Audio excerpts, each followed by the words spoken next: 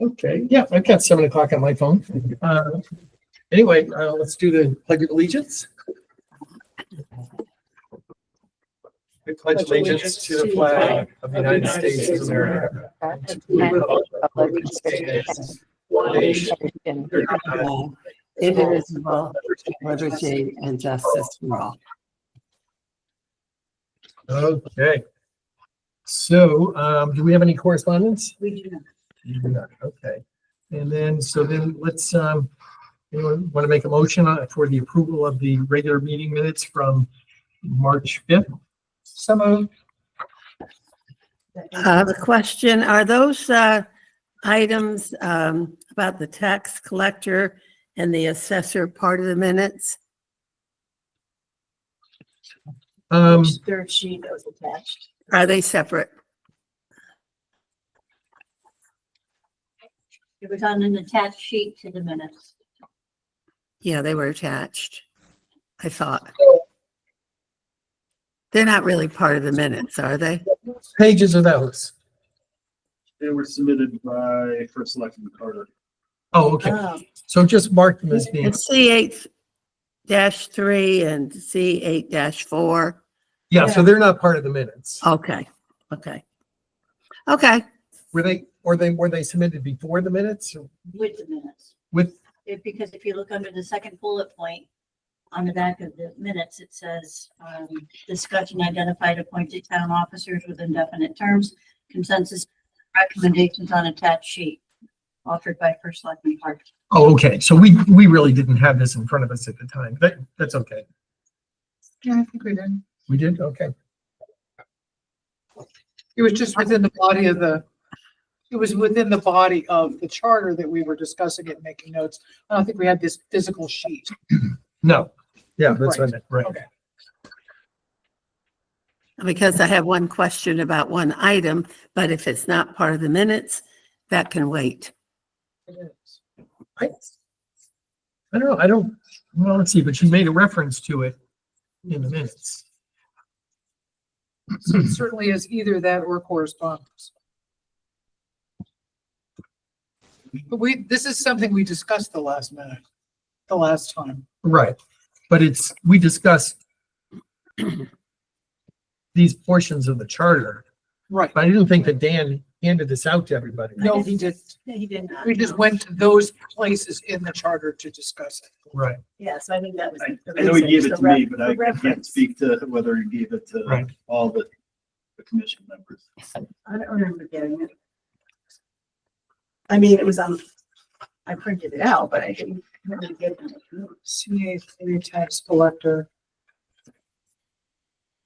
Oh, yeah, because we have the notes on CA3 in the charter. The tax collector may be removed from office by the Board of Selectmen for good cause. So we had that whole discussion of good cause.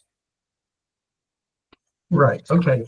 Yeah, I guess what's confusing is that the attachment says we have been discussing. And it doesn't really say who we is. But is that the Board of Selectmen? I don't know. I took it as we were discussing it. We were talking about the tax collector. We were talking about the EDC director. Mhm. Right. Okay, There was a couple of things in the charter that there wasn't a way to Right. to dismiss them. so given that, Joan, what did you want to do with that? All right, so that's not part of the minutes, so we don't have to approve it with the minutes? Well, it's It's it's proof. referenced in the minutes. Okay, then I have one question. Okay. Under the assessor, C8-4B, does it mean that the assessor can be removed by Board of Selectmen or Board of Finance? But then if that's the case, the approval of that removal has to be the majority of full Board of Selectmen and full Board of Finance, right?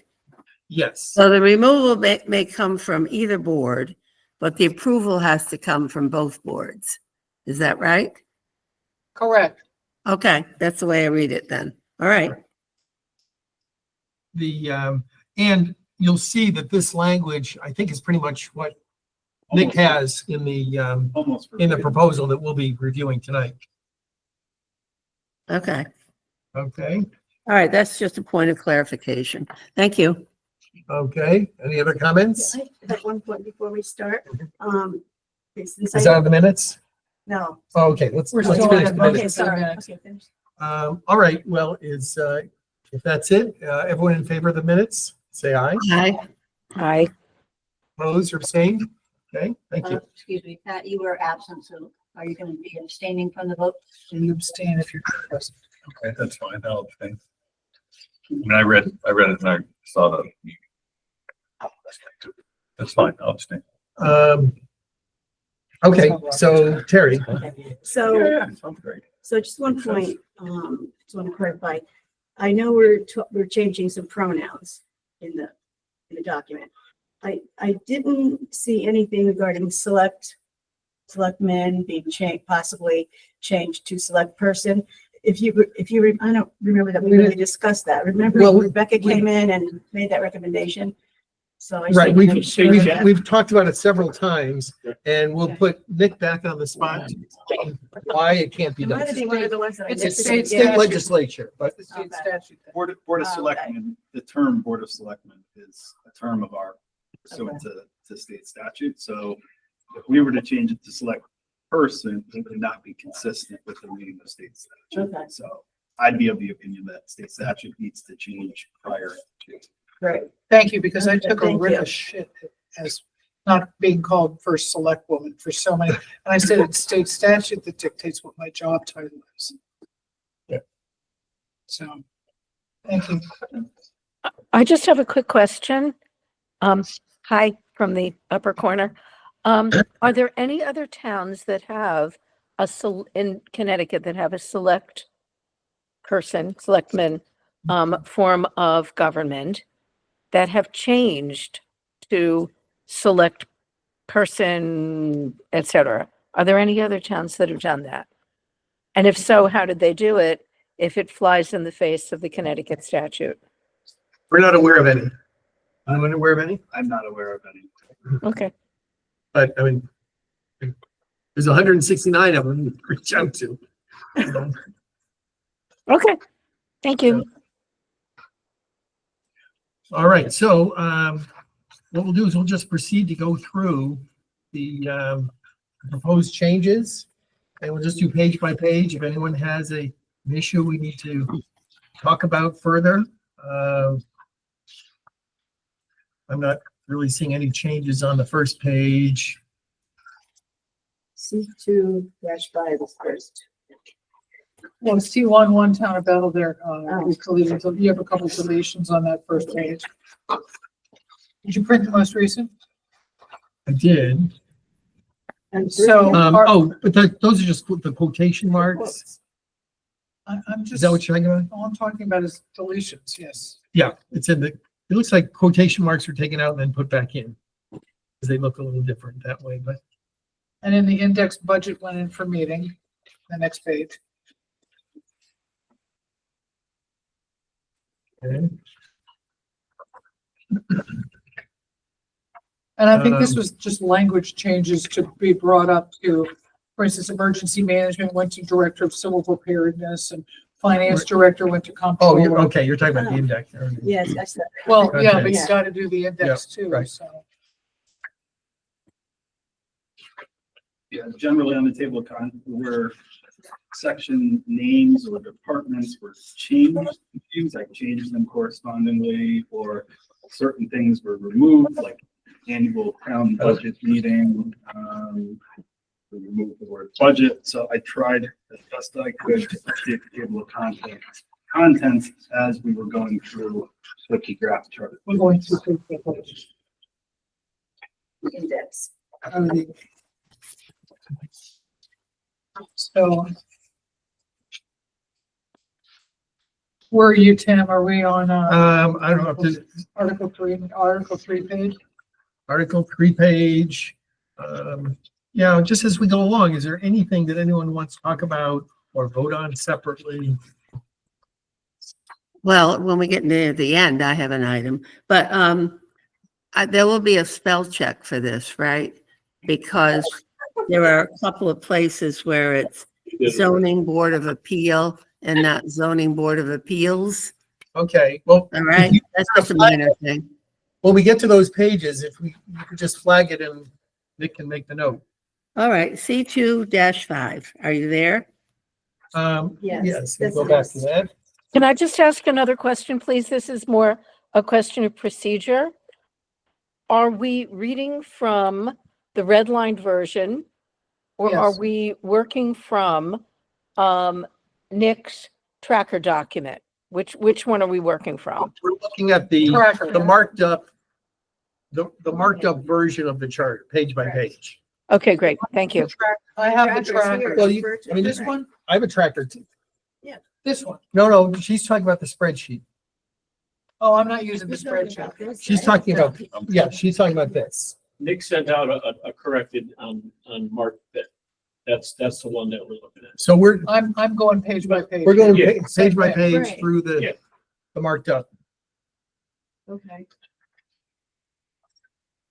This should be the same. It is. Okay. So you had C2-5? Yeah, D, zoning board of appeals, S, that's Okay. a minor thing. Okay.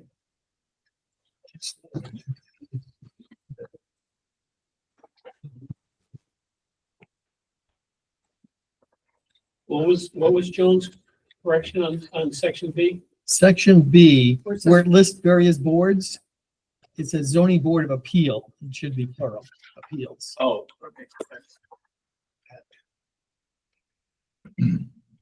Is that something that everybody's gonna have to vote on separately, or we? No, we're gonna, Oh, what we're, No, that's just a minor correction. by page. Okay. If there's anything in here that anyone wants to vote on separately, then we can do that.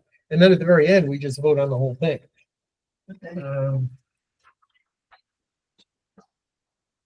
Okay, so look at 3-3.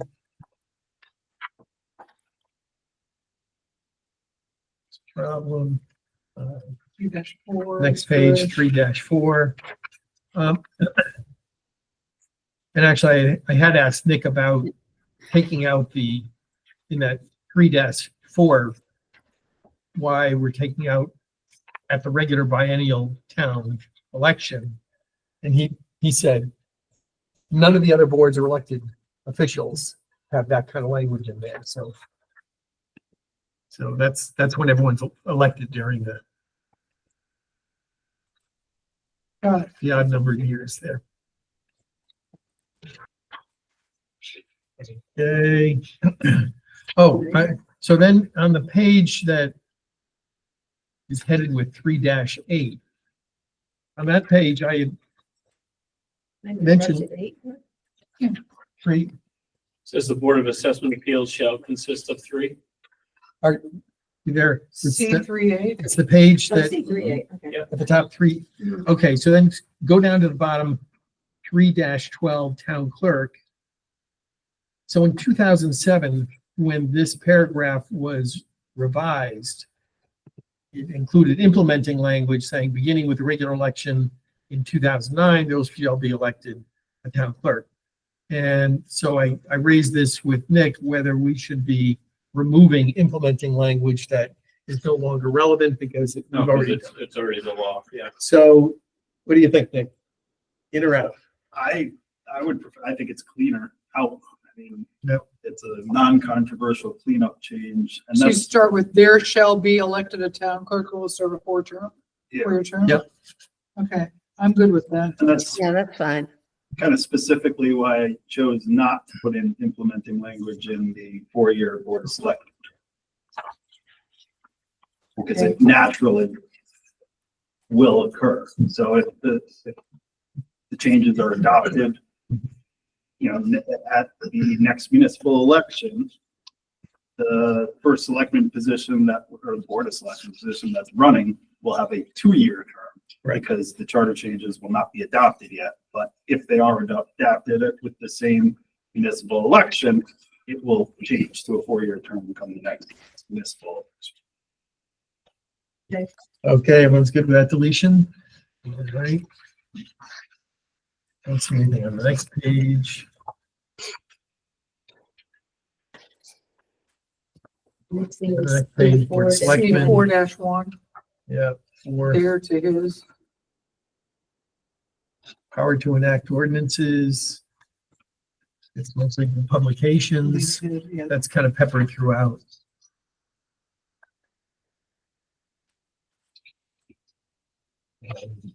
C4, 4B.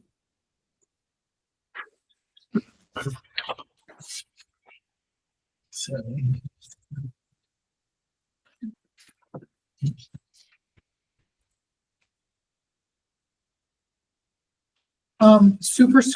What's superscript? Is that the TA, the ST on 31st? Are you talking in the margins? C4, 4D, E, excuse me. Yeah, so that's just, ignore that. That's kind of my message. So I'm using track changes to just track all our changes.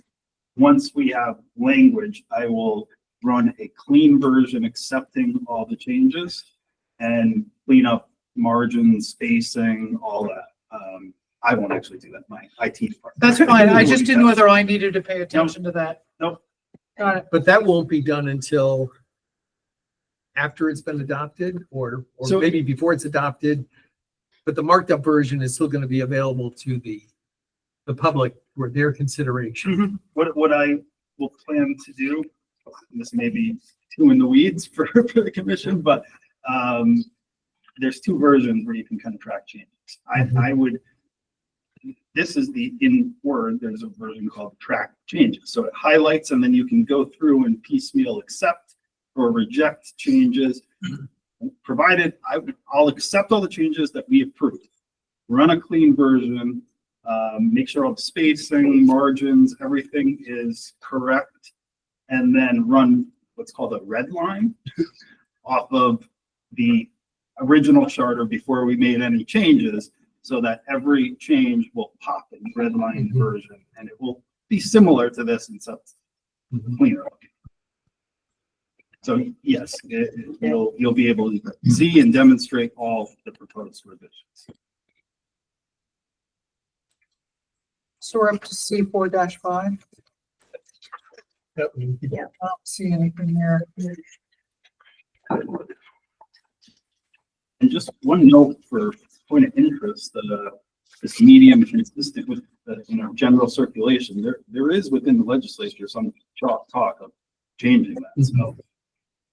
Every year. Last time this is the same thing. There were some serious discussions, so maybe this time's the time, but. I hope. We spent $350 to notice the town meeting for the voting machine lease. We'd have a town meeting for $1 lease, because it was over 5 years. I'd spent $350 to notice it. It's like, really? Yeah, when- Wait till you see what the bill on publication of the charter changes. Oh my God, yeah. That's gonna be. Very excited about that. Yeah, usually it's kind of Carries on. an insert to the newspaper. So, Oh, wow.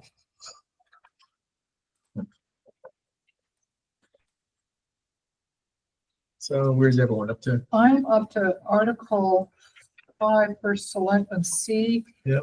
5(1)E. Editor's note.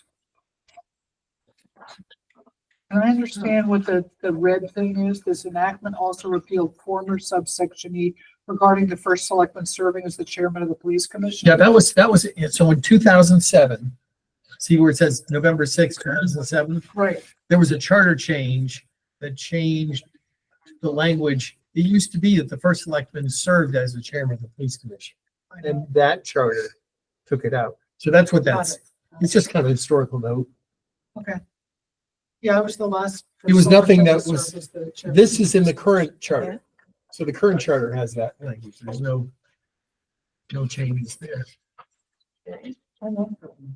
What about this? Huh? Oh, Bob.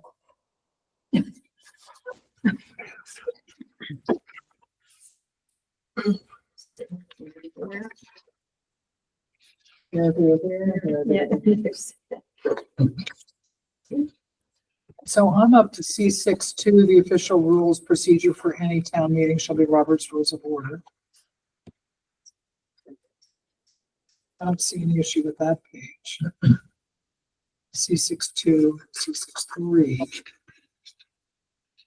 The annual town budget. Right, and in that B section, we've set the hours of the referendum to 6 to 8.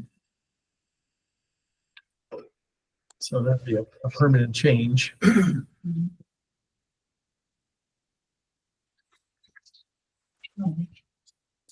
You want grammar changes or Well, not? where are you? Well, I'm on C6-2 procedure. 6-2? Yeah. The official rules of procedure for any town meeting shall be Robert's Rules of Order. So what was added is the town clerk shall automatically serve as secretary at a town meeting in the event. I wouldn't think a comma should be there. It's a period. That's a comment. No, it's a comma, Oh, so it's a comma. Maybe I could be wrong, but it just didn't. Oh, I in the read event better comma. about the comma because you have a comma after meeting. No, it's a period after meeting. No, it is comma after event, Right. by mistake, yeah. So your new sentence, in the event, comma, the town clerk is unable to attend a town meeting, comma, the town clerk may recommend a pro tempore to serve as secretary, subject to their election at the town meeting. Right, I just didn't think. There's a bunch of commas. I just comma didn't think after the first that comma Where are the commas? shouldn't be there. No, Yeah, the comma after, Event. event, it should be in the event the town clerk is unable, no comma. yeah, right. Right.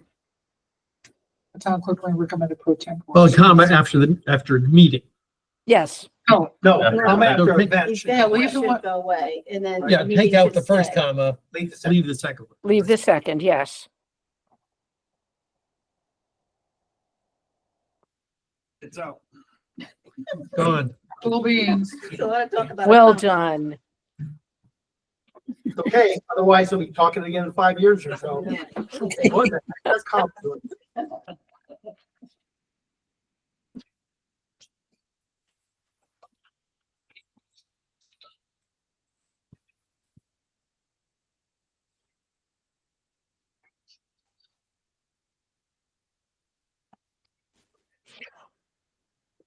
Take a look at 6-5. Wait a minute. Where are you? C3A5. What direction are you going? E3, 3. three. C3A. Yeah. Right past that. We're going backwards. Wait a minute, no, C6-3. Okay, excuse back me. the other way. That's what we said. What Oh, direction? C, C6-3, subsection A5. Sorry, I'm turning pages so I get confused. D is in David. C is, wait, Oh, C is in Pat, 6-3, A is in Alice, 5. So 5, okay. When the proposed budget has been approved as submitted or revised, the budget meeting shall be adjourned, moving the proposed budget for final vote and approval by the budget referendum. Is that punctuation correct? No, it's not. Comma. It should be adjourned, comma, moving the proposed budget. That's how the comma made it in the other one. He took it from there. oh, I see where you are. Guys, you got a bunch of grammar nerds going on here. Revised, We like the comma. We like those them. We like grammar nerds. proving that, yes, because those two adjourned and moving were not working. So comma after adjournment. Yep. I have a question. How come grammatically, I want to look at C-3A1. The last sentence, the date for such meeting shall be Oh, scheduled. Let's find, we're going way back here. No, just one. C, No, C- just a couple C. of No, C6-3. oh, C. 6. C, Get that second. C, 6 dash Right. 3 A is in Alice, 1, the last sentence. It says by January 15 with the TH. Nick, is that, is the TH there because that is a standard of the way it's written? Or does that have to be there? It's, I don't it's, know. so right now, it reads without that. So right now, in the charter, it would say by January 15 of each year. Right. How And come, Nick- how come that was added? H. Because it's been added all the way through. You see, that's why I asked him about superscript at the beginning. It was a grammatical cleanup that Microsoft Word was. Please don't. So if you want to read 15, that's fine as well. No, as long as it's consistent throughout the whole document.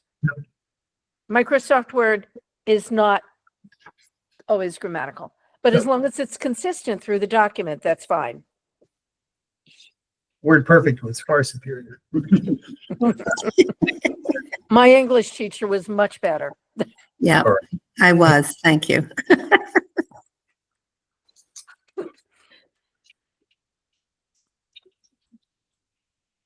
And so where are we? Well, we're kind of on to maybe 6.4, special town meetings. I don't see anything here. I would like to add something in, oh God, here we go again. C6-3, B as in boy. Budget referendum? 3. Okay. Okay. The education budget is too high, comma, too low. There should be a comma or acceptable. Okay. What do they call those commas? There's a word for it. Semicolon? It's not, No. not an Oxford comma because that comes before an and. Right. It should be too high, comma, too low, comma, or acceptable. Would it be helpful if we capitalized or put in quotations too high, in other words, initial cap, too high, too low, or acceptable? Is that the way it would read on the ballot? Probably. Would have to, right? Yeah, I would think so. Well, it certainly would have those words, whether it's initial cap or not. If they're I would going to think be they're initial quoted cap. as a process, it should be too high is enclosed in quotes, too low is enclosed in Mhm. quotes, acceptable is enclosed in quotes. That makes it very clear. Good I think- idea. Yeah, I think that would fix it. Yeah. So Can do that? you want it capitalized or not? No, No, we'll just put the quotations instead. Quotation marks. So it'll be three sets of quotations. Too high, too low, and acceptable. Or acceptable. no, No, no, you we're don't, losing the ors and we're Or, losing the commas. you need acceptable as the one that's gonna be on the ballot. You don't want or acceptable on the ballot. Oh, No. not in quotations. No, but No. what's inside the quotations is what's on the ballot. Correct, but I thought she was asking, yeah, No. never mind, I'm following. We're on the same page on that one. Okay, Can I be a little bit of a nudge? It would be, starting now, you mean? thanks, love you, I love you. It would be quote, too high, comma, quote, too low, comma, quote, or quote, acceptable, period, quote. Yeah, I thought that's what we did. No? That's what we- Well, I think that's what we did. Penny's saying grammatically, you include the comma in the quote. No, No. yes, No, Yes, you do. yeah, Yes. the commas Yes. go with, The commas, comma is in the un- quote. unless Comma, quote. otherwise grammatically required, commas, periods, et cetera, go within the quote. Correct. Thank you. Okay, Yeah, it doesn't, Aren't it's you, the aren't you glad I'm not there? comma on the ballot. It just says it's too high or too low. It's not gonna be that way on the ballot. But grammatically, you always include the punctuation in the quote. So, and by the way, so Nick is going to be I'm making any following of these along with additional Mary on this changes. one. And after making these changes, then we will see it again, but probably won't make any further changes until after the public hearing. Right. So it's not the last sweep through it, but this should be detailed. Those are changes that I'm making and saving as we're going through. So Okay, on the fly. I've got these.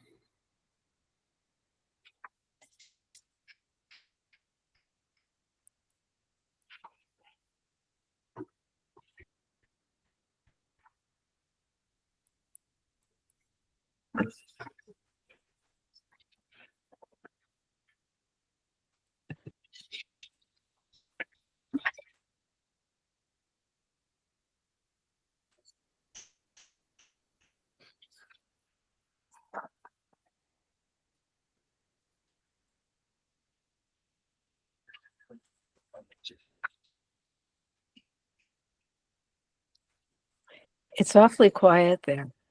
We're reading. Okay, so let's go. So, C, okay, I'll start.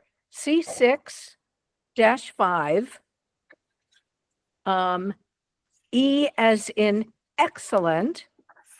I'm guessing another comma after Sunday. Okay, I'm going to also suggest that it would say, comma, excluding Saturdays, comma, Sundays, comma, and legal holidays, comma, after the certification. Yeah, that sounds good. I didn't think this was gonna be about your grammar. It's like, wait a minute. Watch it.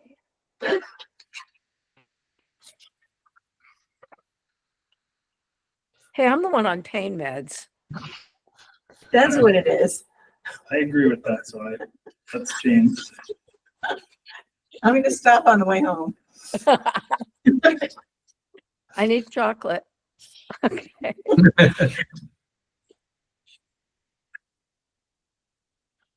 Hey.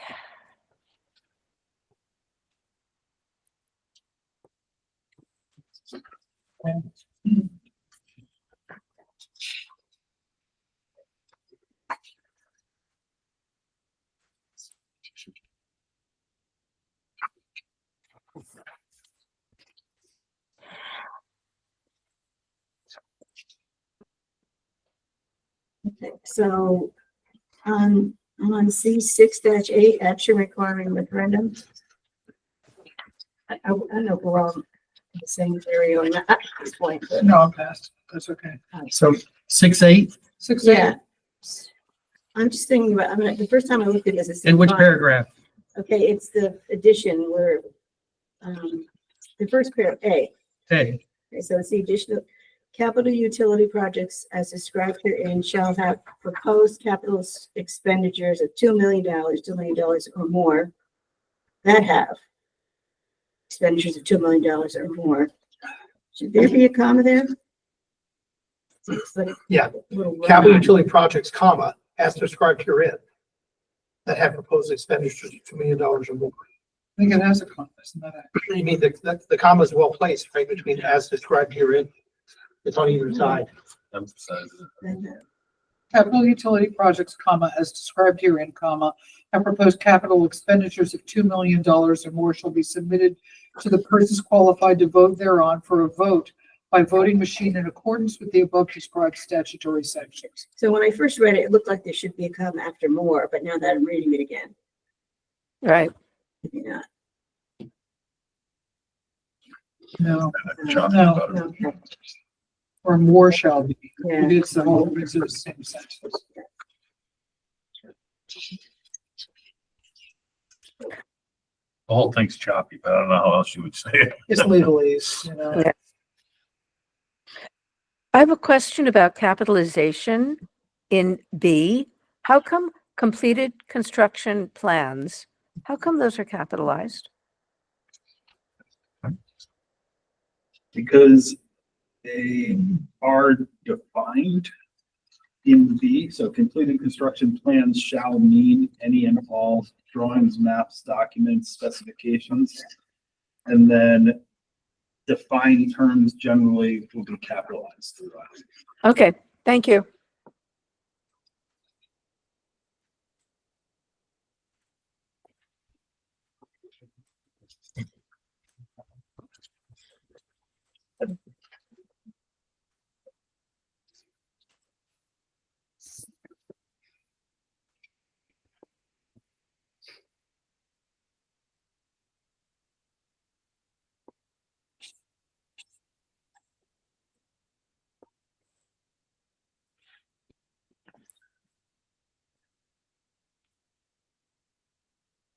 What about, where am I?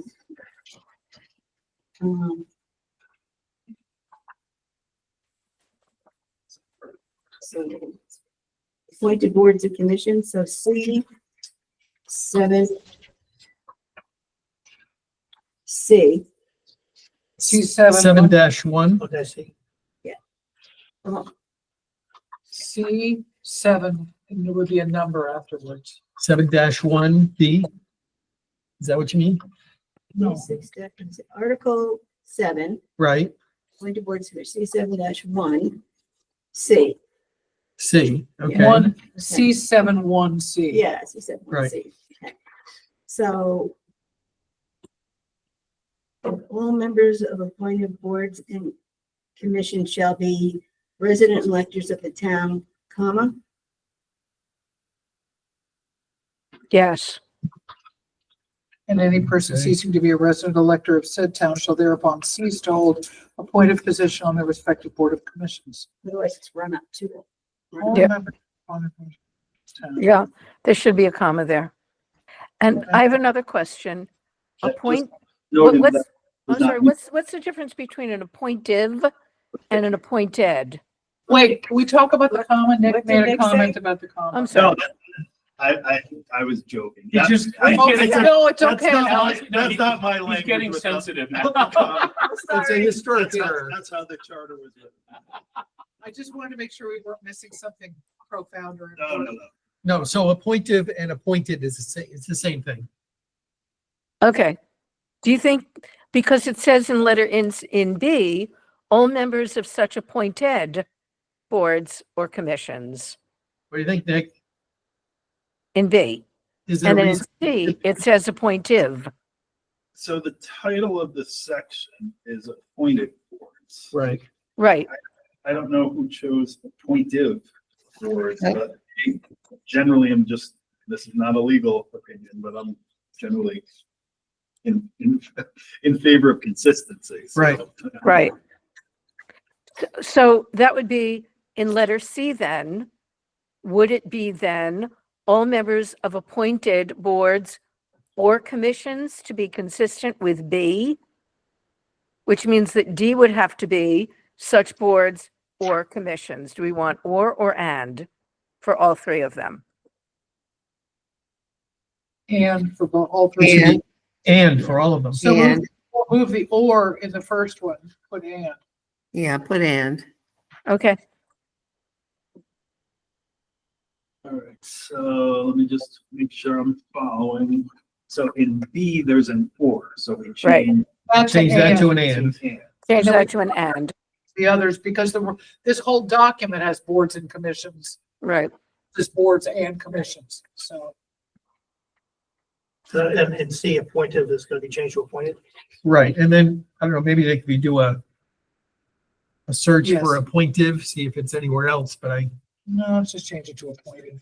no, I know Yeah. that. I'm talking, it could be elsewhere in this Uh, document. Got So it. you do a search for it. I'll tell you right I have a Ask a feeling it's in there again. Where's the comment? Yep, being it's inserted? on the next page. After town. Seven, In the first sentence. 7-2A has a, now.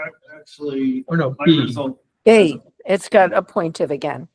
Right, Appointed comes And up commissions. times in the charter. okay, so kind of, Oh, and then B is, yeah, B needs to be changed. yeah,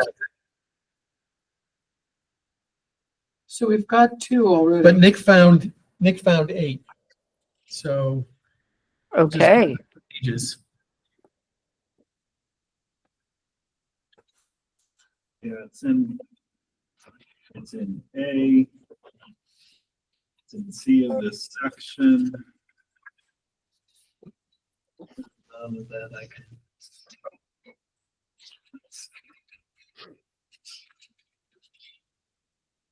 It's definitely not consistent throughout the charter. C7(2)B is appointed boards.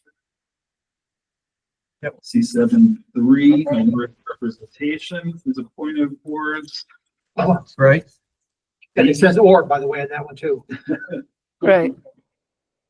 Vacancies, C2 is appointed administrative office, not boards or commissions.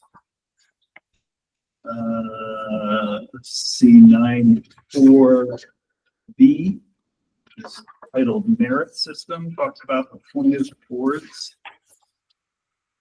And C11-1 has a line whether elective or appointed. So there are a total of 8 spots in the charter where it refers to appointed versus appointed. Well, let's change it to yep, appointed. if you can change them all. If it makes sense in that context.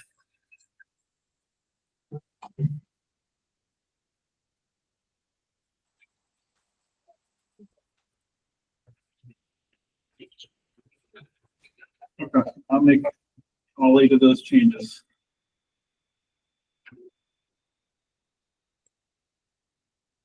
Will you also, under minority representation, change the or and?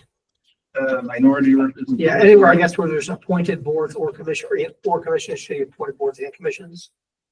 Yeah, I'll run a search. Well, actually, no, I Well, let's think think about it. that's actually wrong. I think it's okay to have an or there, right? Yeah, that's an order there, that's correct. My bad. So that's okay. And it's okay in the B section too, above.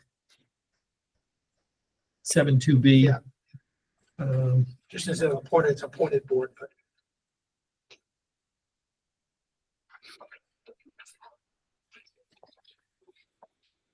you know how satisfying this is, IOCD. So, C7-5 resignations and removals.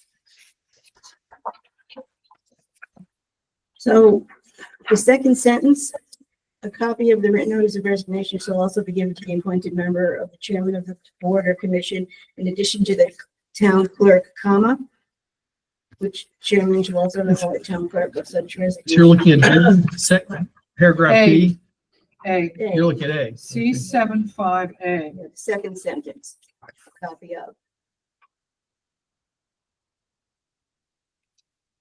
The chairman of the board or commission in addition to the town clerk, comma, which chairman shall also notify the town clerk of such resignation. Right, I think there should be a comma there.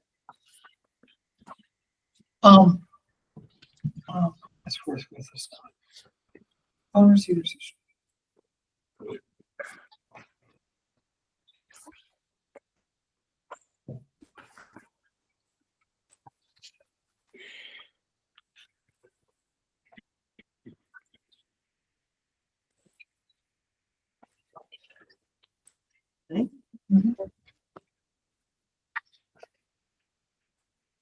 Okay, so Terry, just kind of go through again where, Okay, so C7-5, A, resignations, yeah, A. A, Resignations, okay. So the second sentence, a copy of the written notice of Okay. resignation.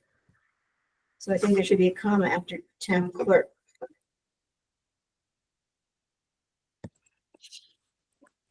so in addition to the town clerk, comma, which chairman shall also notify the town clerk of such resignation forthwith.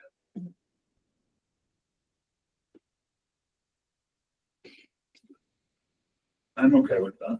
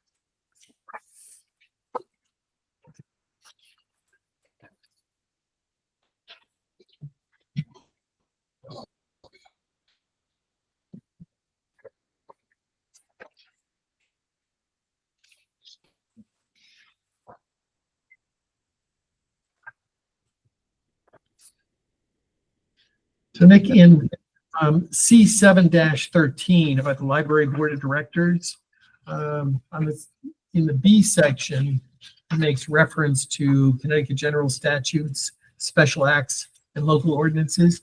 Is that where is that where it kind of directs the Board of Finance only to look at bottom lines of libraries and the Board of Education? C7-13. C7 Library Board of Directors. 13, Library Board of Directors, B, so it's the next page.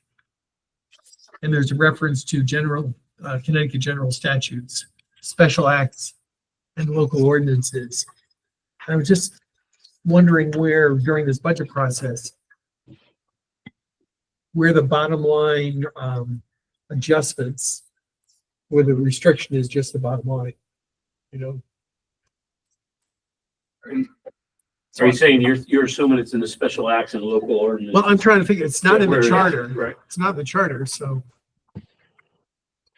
And the same thing with the Board of Ed, so it must be. Board of Ed is Something is that's- by statute. Mhm. Library should be too, or by charter, by their charter. So it's, they have specific, library boards have, board of trustees, things like that, public libraries, blah, blah, blah. It looks like it's Title 11, Chapter 190, Section 11-12. I'll see if I can look it up while we're doing this. 190, Chapter 190, so it's Section 11-21 of the statutes.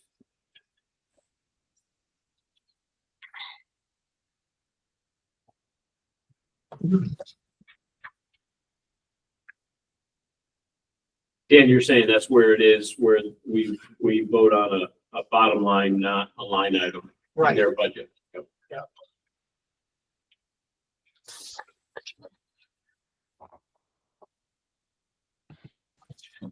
and then if anyone, everyone up to that Mhm. point anyway, 713.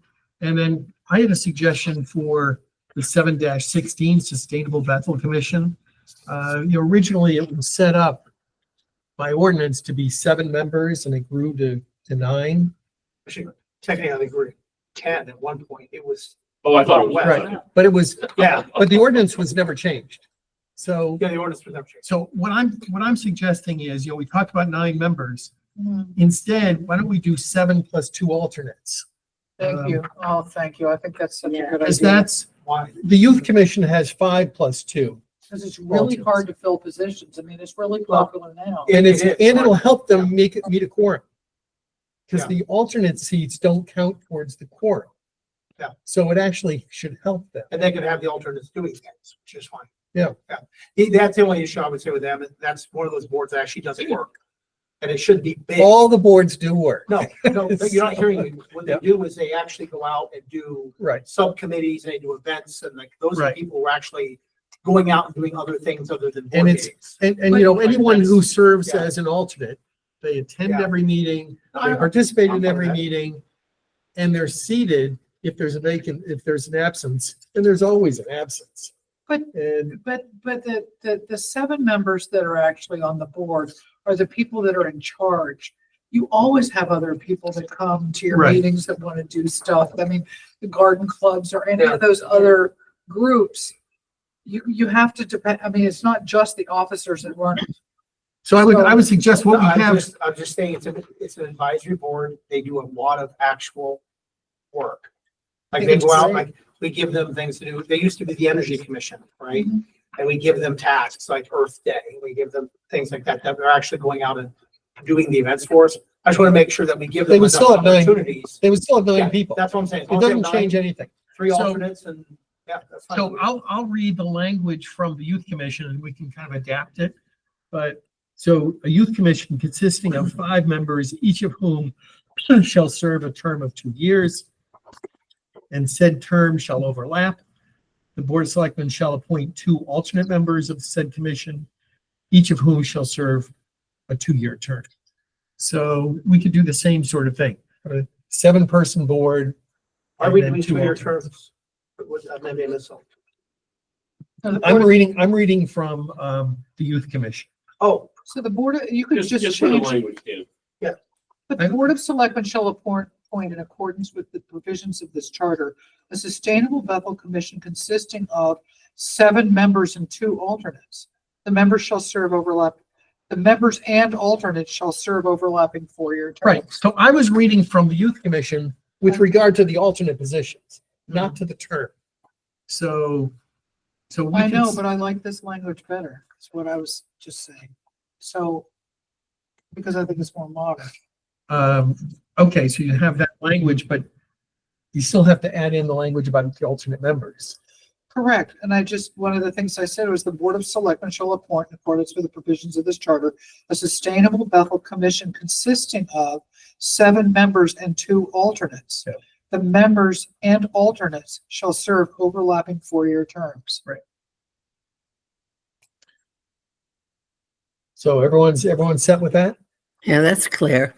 I'll agree with how that. does minority representation work on that?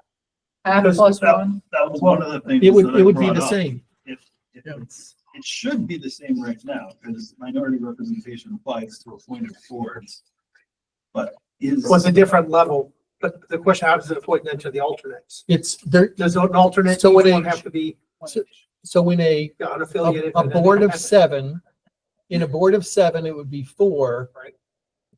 Maximum from any one party. And so the alternate just And has the to alternate be be- different, whoever they are. One Two of different, each. yeah. One of An unaffiliated and independent. Or Republican and a Democrat. It's Democrat. whatever, it can't be more than 4 Yeah. as on the regular board, or more than 1 member of the same party as an Yeah. alternate. That's the part I want to make sure I Yeah. understand the alternate piece. That's the way it's done everywhere else. Yeah. Different. Well, it becomes basically a 2-person board. No, it actually would it would help them though have more. And he was raising. Most of the time they do Okay. anyway. believe it or And not. all of them could do duties during Earth Yeah. Day. Right. Yeah. So, all right, we're ready for Penny? Yeah, what's the point of the alternates? The alternate members are members of the commission. And I just read about the Youth Commission. So the Youth Commission has 5 members and 2 alternates on a board, and you were on planning and zoning, right? Planning and Yes, zoning. Yes, but on planning and zoning, I ran for an alternate position. Because it was There was elected. planning and zoning regular and So- planning and zoning alternate. So it's the same thing, except that's an elected office. But what I'm saying is, as an alternate member, you would attend every single meeting. You No, could no, no, participate- I understand that. I understand that. Does, for appointed commissions, appointed boards and commissions, who determines who is for lack of a better word, a regular and who is an alternate? The How Board of is that Selectmen, determined? the Board of Selectmen appoint the regular members. The Board of Selectmen appoint the alternate members. Okay, Now, all right. go to the next stage, then when there is an absence No, I understand all of that. and I'm the good. alternate members show up, then the Right. chair of that commission then selects the alternates to fill in. No, I understand. I was just curious. Okay. Just curious about how the alternates were chosen. That's They're fine. all appointed. P and Z.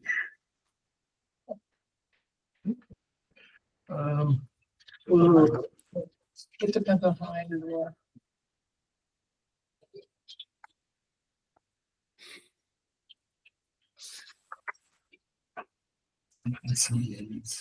Oh, I did have something on 8-4 with that new language we put in about removal. That's where I had my. Where are we? 8-4B.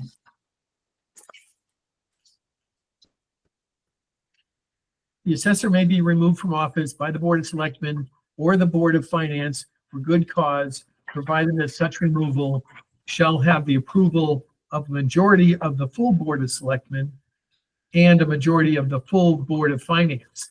Do we really need that first full?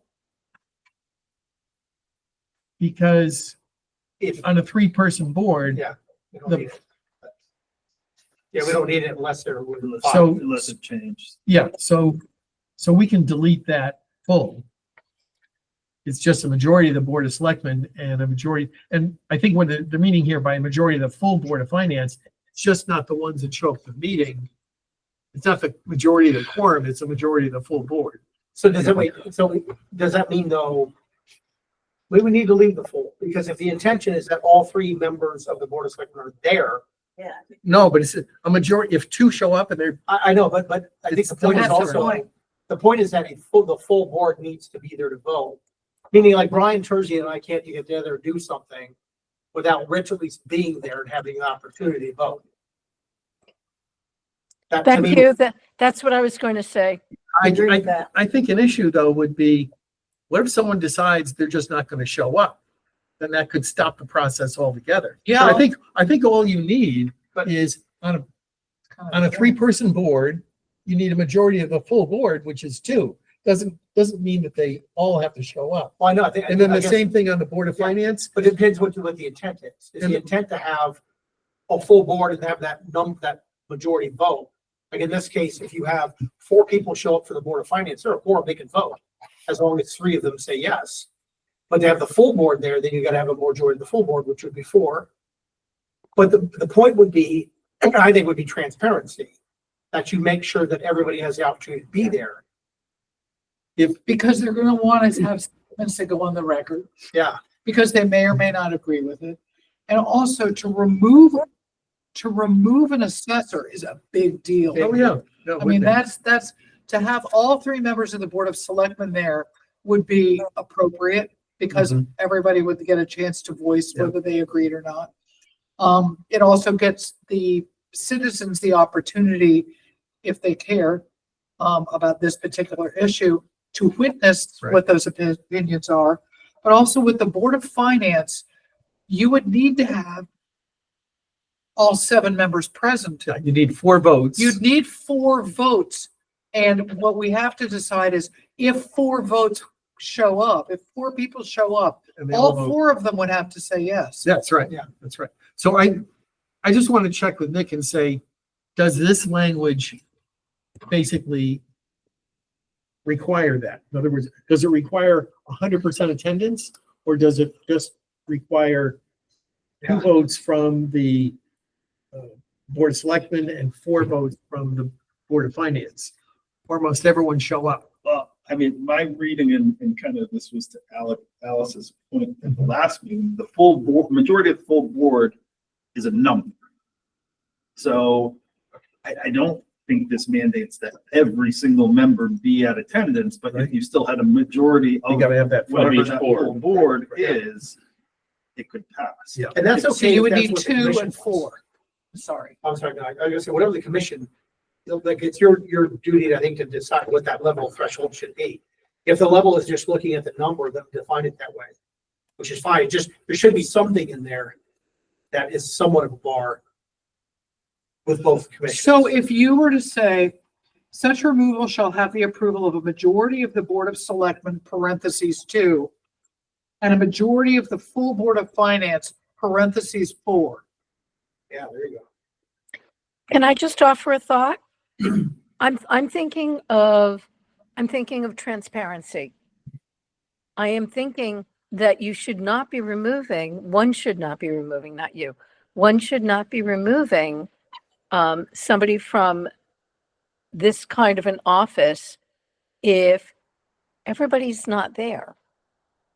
And if you have a situation specifically with the Board of Selectmen where it's only 3 people, if one person isn't showing up, that says something about the integrity of the board.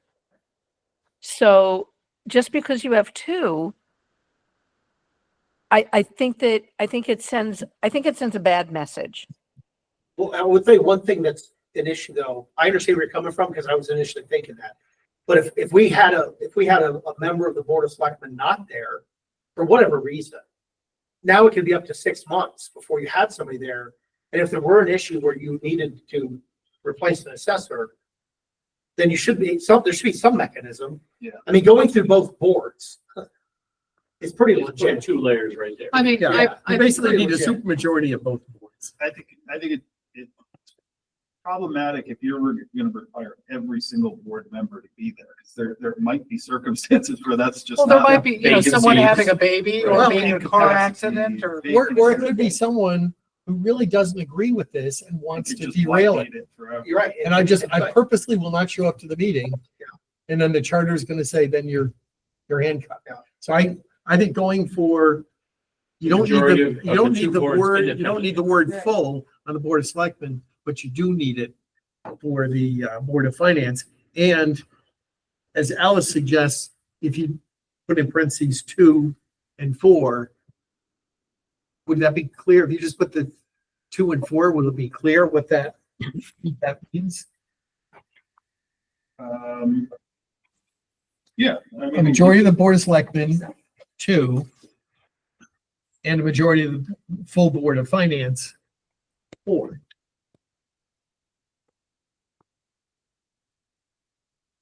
just parens 2 after Board of Selectmen and parens. Then it's 4 after Board of Finance. And you're saying it's clear enough to signify that 2 means 2 people or. Correct. Well, I mean, this is one of the, I mean, not to beat a dead horse, and I'm really not going to, this is one of the reasons I was vying for a 5-member Board of Selectmen, is because these kinds of decisions would be better with 3 people. But that's why you have the Board of So- Finance. I understand. So I we get have- it. I'm And it's just- an I'm and, but just both throwing it boards, out there that both this is- boards have to agree. Yes. Can I throw another monkey wrench in? I know that there's a definition for just cause, a legal definition in labor law. Is there a definition for good cause? And I assume it's a lower level than just cause. Is that so? What is good cause? Good cause is subjective. On removal and resignations, we do have a definition under, I want to say, appointed.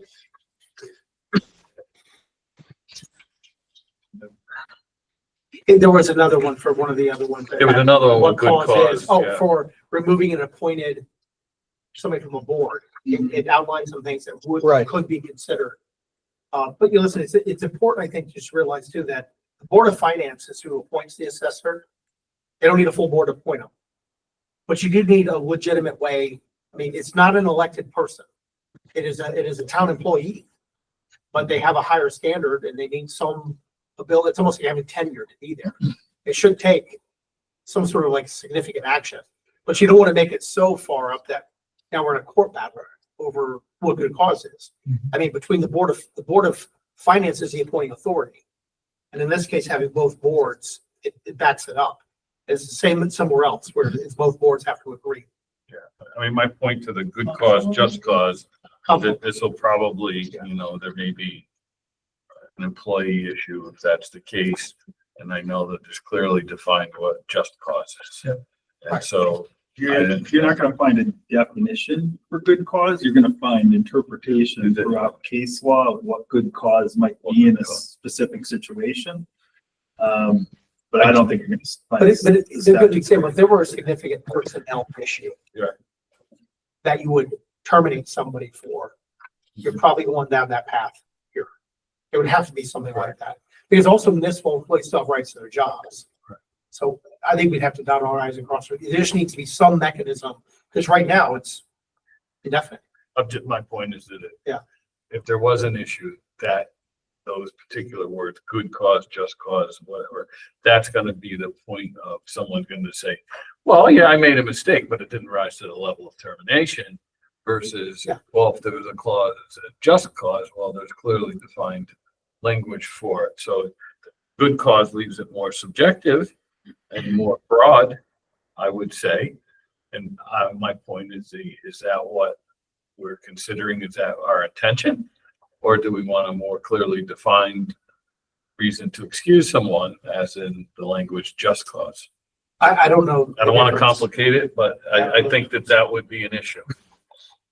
So, and Nick, is there a difference between good cause and just cause, or? I would have to. Yeah. So, I would leave it a good cause in the sense that I wouldn't make it more stringent on the board necessarily. I mean, they need the ability. Like you need the ability to get rid of somebody if there's a real personnel issue there. I got you. You shouldn't hamstring the board. I mean, in this case, it's not just the first selectman making the decision. or- I'm just trying to make it more defined so that Yeah. if there is contention, that it's clear. But I hear what he's saying. I Yeah. understand. I wanted to bring the point up. so I don't know. what I was noticing is that, Dan, it was your suggestion to put all of these in for the tax collector, tax assessor, the emergency management director. There isn't one there for the Department of Health, but I think you State explained statute. why.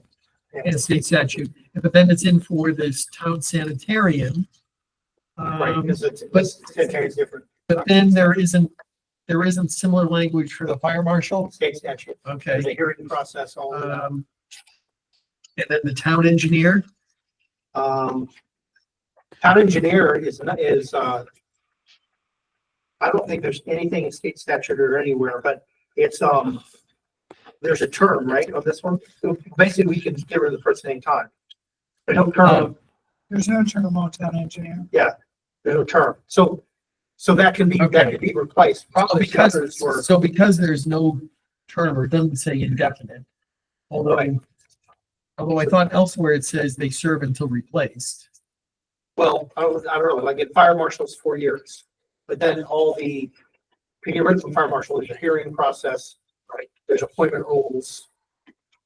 Yeah, but under some of these things, I mean, they work at town engineer works at the pleasure of the town. Okay, so then you don't need it for town engineer. Yeah. And then you don't need it for the building official. Building official, again, it's state statute. Okay. Yeah, it's 4 And- years, 4 years is the term. And finance director, you do have it for. Yeah.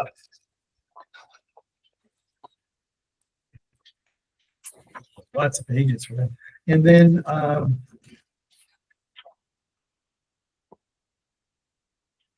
and economic development director, see, Again, can be, at the will of the Okay. board of selectmen really in the town. so then the other thing, and Nick, and this is at C 8-16, Information Technology Department.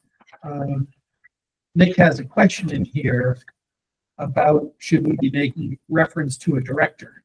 So, no, and here's why. The department is not big enough to actually have a director level position. It's right now, it's But the economic development department is. different role, different role. Yeah. The economic development director is more like an executive director. It goes out and you're looking for kind of a higher level employee in that position. When you're looking at IT, you're looking at a manager of IT. So like, for instance, the past IT person wanted to go up and be a director, but the department really wasn't big enough. They couldn't pay as a director. And Wilton had a director because they had 4 people, they had 5 people total in the IT department. Right now we have one we have one full and one part-timer. It's really a manager of IT job. So we didn't add director for that reason because it kind of outscopes the position. That was the only reason. But now, calling him director, we have to pay him as a director, like, how's that all work? That's really the only reason. Sometimes the title's enough. So then that section, we got to make your comment. We'll just end, the board of selection, make Grant said. Read this again. Yeah, so it's just talking about the department there. It's just generic. That's out. And then just as a point, I just did a quick search on, legal tech definition for good cause.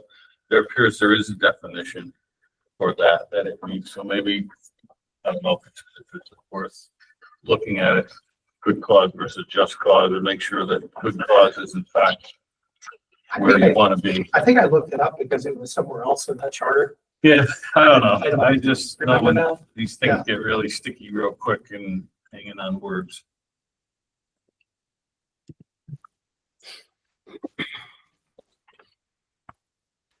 So if I'm not getting too far ahead of everyone else, I had something on C 10-2, preparation of the budget.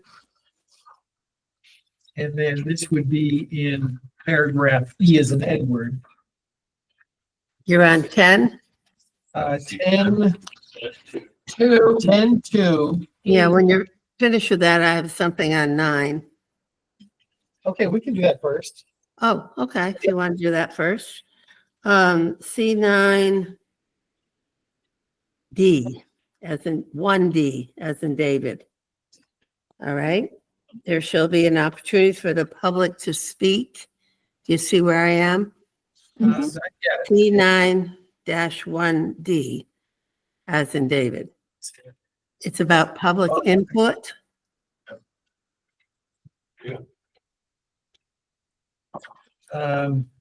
C9, and then you said B? D is in David. D as in David, Yes. public input. I would like to see that stated at the beginning of the agenda. And I agree with that. Now, I will just kind of put the other side out there so everyone understands. The big contention of this is in planning and zoning. Right. Because you can have somebody in there and you can really take a lot of time when you have people there who are spending a lot of money for their people to be there. You know, they're there, they're paying engineers, they're paying attorneys, they're waiting to get you through a public hearing or something like that. If you end up having everybody in the front end giving all the input, it really can come up the process. That comes from them. Like, that's an issue. And I think the way, Well, the more- I think the way to fix it Yeah. is that for the land use boards, there's a public comment period, but the public comment has to be on something that is not, I guess, subject to a public hearing. You know, it gets real tricky. Yeah, so what the problem is in planning and zoning is if there's a public hearing on an issue and public comments in the front of it, they're commenting on what's happening before the testimony of the applicant and the professionals, right? So that it just, it does And not. that wouldn't be appropriate, would it? Well, but to your point, Joan, if you put it on top of the agenda where public Well, I comments. wouldn't, I'm not suggesting public hearing. I'm suggesting a regular meeting, not public hearing. Public hearing is different. Yeah, Yeah, public hearings in a regular meeting. Almost every meeting. So like tonight, for instance, they have a regular meeting. They have 2 continued public hearings in the first part of the meeting. one. But it does say in here, such public input to be the reasonable discretion C9. of the chairman. Right. The chairman is free to say any comments that are, going to be about the public hearing tonight need to be reserved for the public hearing. And that's exactly the way it The should be. chairman can do that. But someone should be able to come to the beginning of a meeting and comment about other things having to do with planning and zoning.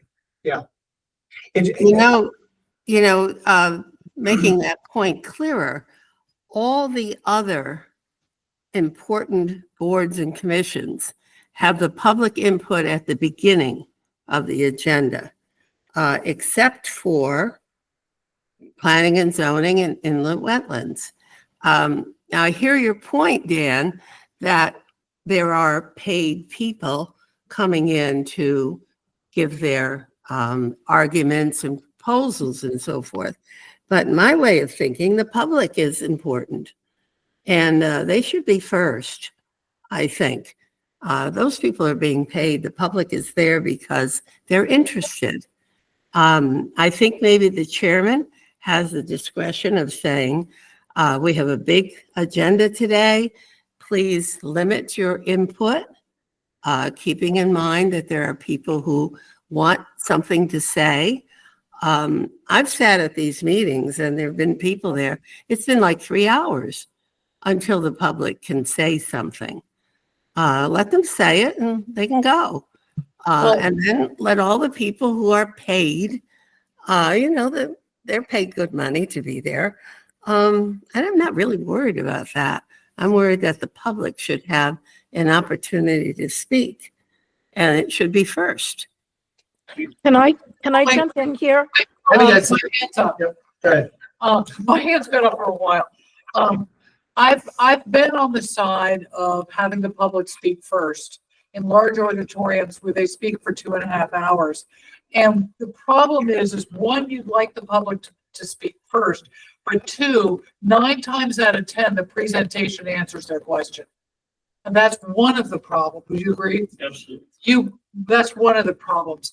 The other problem is you want them to have an opportunity to speak, but yes, they're paying for these people. I frankly, it's not my problem that they're paying for these people. They're paying for those people.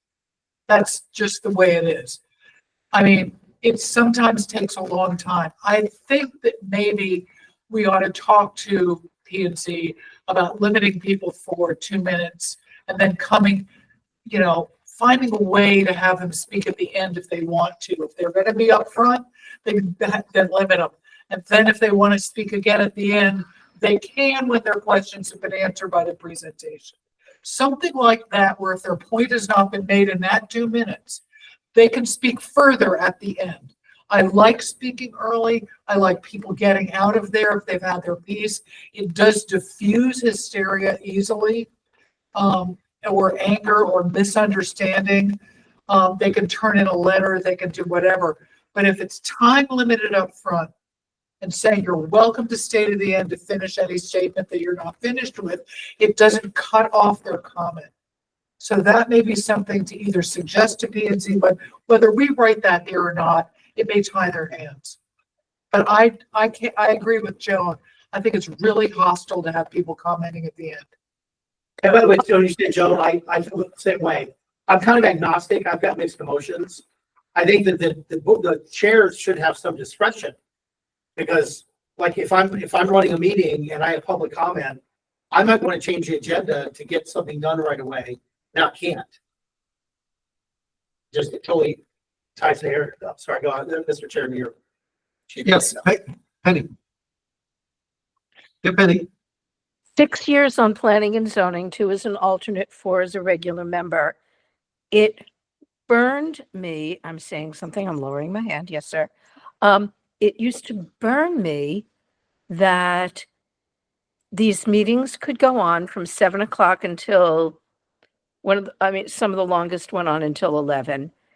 And there were people that sat and sat and sat. They were not all public hearing meetings, but things going on in discussions. Nobody on the commission was listening to anything that they had to say. People would write letters, send emails. I don't mean to cast aspersions on any member of the commission, but I'm pretty sure that a decent number of commissioners were not reading those emails. I'm just, not everybody at all, but that's just, and it used to absolutely drive me crazy because people would be sitting there and the commissioners are tired and they're thinking about, I got to go home. I got to wake up early tomorrow morning. And the public is just sitting there and they get wasted out. So, I think it's utterly exhausting. If there's going to be a public hearing, it can be the chairperson's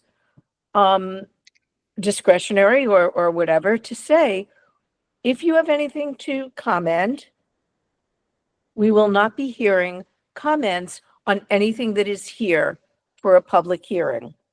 If you have something to say about what's here for a public hearing, there will be time during this public hearing. But to ask people to sit there for 3+, sometimes 4+ hours, it's just wrong. Now, there is a difference between public input.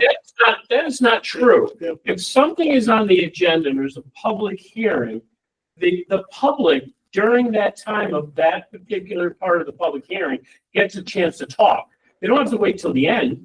No, that's not. No. No, that's not what I said. That's No. absolutely not what I said. I said that the chairperson says up front, we have a public hearing. If you have something that you want to say about what is happening in this public hearing for this particular project or development or whatever, there will be an opportunity during the public hearing to speak to that part of the agenda. Right. I'm not talking about public comment for a public hearing. Absolutely. Absolutely. They get a chance to speak. That's what happens. People get up there and they say their mind and they do all of that. I'm talking about the non-public hearing subjects, Public input, the right? public That's input. what I call it. It's right? just Or utterly, public comment. John, you know, the commissioners, Alice, you did this too. The commissioners are exhausted at the end. And the people sitting there, they know they're not being heard. I've now sat in the audience, so to speak. I know they're not listening. Their mind, you can tell their minds are like, on tomorrow morning's, breakfast meeting. So I Those completely agree with Joan. For us, went between midnight and 2 in the morning. So Nick got a point he wanted to make. Yeah, No, I'm not kidding. this is coming from a land use practitioner as an attorney and just some legal implications as well. It would be good if you could separate true public comment on general things versus public comment on a certain application. But I don't see the majority of the public that comes to planning and zoning hearings wanting to make generalized public statements. They're coming because there's a controversial application on the agenda and they want to address that agenda. But it might, but Differentiating Wait, he's between- still talking. differentiating between that would take a very strong chairman to actually use that discretion. And also, it kind of downplays anything that would be said outside of the public hearing context, because that is not a part of the record. So if you have public comment up at the beginning and people don't understand, they're addressing a specific application that has a specific public hearing, that public hearing is not open. Until it's opened, none of those public comments would become part of the record, and I think that's messy. And if you continue the public hearing, and they speak about it, it's the same thing. It's just, I mean, you run into the danger of people making comments that may be important towards the application, whether it's denial or approval, and those being outside of the record because they're making them before the public hearing is open. And I don't think public is generally going to understand that differentiation. I think you make a great point, but the point that you raised about continuing, when they continue a public hearing, they should, because most of the testimony has been made by the professionals, they should at that point allow the public to go first at the continuation. I'm sorry, On a when the special- continuation gets reopened. When the continuation gets reopened, Right. the public, that's when the public really should be given the first opportunity, because they've come in frustrated, tired, hoping that you don't do that to them again and just say, I know you've heard all the testimony, here's your opportunity to speak, because it's an open public hearing. You've only recessed it to the next time. That's, if it's taking that kind of time and they've had a chance to present, that's when you ought to be taking the public input, and it ought to be said, this is your opportunity to speak. Sorry you had to wait so long the last time. We wanted you to hear the professionals give their presentation in case it answers some of your questions. As long as the chairman can control the comments to that application. That's the problem. So what about this? 2 minutes, man. Yeah, what is that? No, I mean, Well, 2 minutes, Just and that they, application. and they get cut off if they wander into things that are. If not- you've had a contentious meeting like that, I don't know, I hate to say what we used to do. We used to have a separate night for something that. Are you talking about Target? Hey, 16 years, there were a few of those, yes. What if I propose this? If we're going to change this, then what if we put a little caveat in there that it'll be up front unless there's a public hearing within the meeting? That would cover both land use boards. That way, if there's a public hearing, we get rid of all this part of it. And it still gives a little discretion or try to leave discretion for the chair. But then we're saying, hey, if there's no public hearing at the meeting, you really should be doing your public comment in the beginning. Instead of having somebody sit for 4 working sessions or whatever the heck they're doing. That's it, because again, this is strictly what we're doing is we're mandating this for public. Well, we're taking away discretion from all the chairmen. But I think we're doing it because of one issue that happens on the land use boards. So maybe when we do that, say if there's a, we have it in the beginning of the meeting, unless there's a public hearing during the meeting, Oh, okay, so if it's a regular meeting with just regular business, be upfront. be upfront. Yeah, that's- Exactly, yeah. Yeah. That's There's that's public fair. hearing. Do we need to put, is that a charter issue, or do we just ask planning and zoning to please would you do this because it's out of courtesy? I think it's a charter issue because this was originally put in there Because they changed. because there was no public input at all. Yeah, by boards. Because of board's behavior, we put this in. Now, because of board's behavior, talking about making a change. Okay. I agree, I like the. I would agree. 16 years of hearing them up front. Right. And so hearing them up front can have, it's, 50% of it is great and 50% of it, they're talking about something that they're not allowed to talk to outside the open public hearing. Right. Once the public hearing is open, you can't talk about it outside the public hearing at all. And once it's closed, I can't take your comments. So, you're kind of stuck one way or another.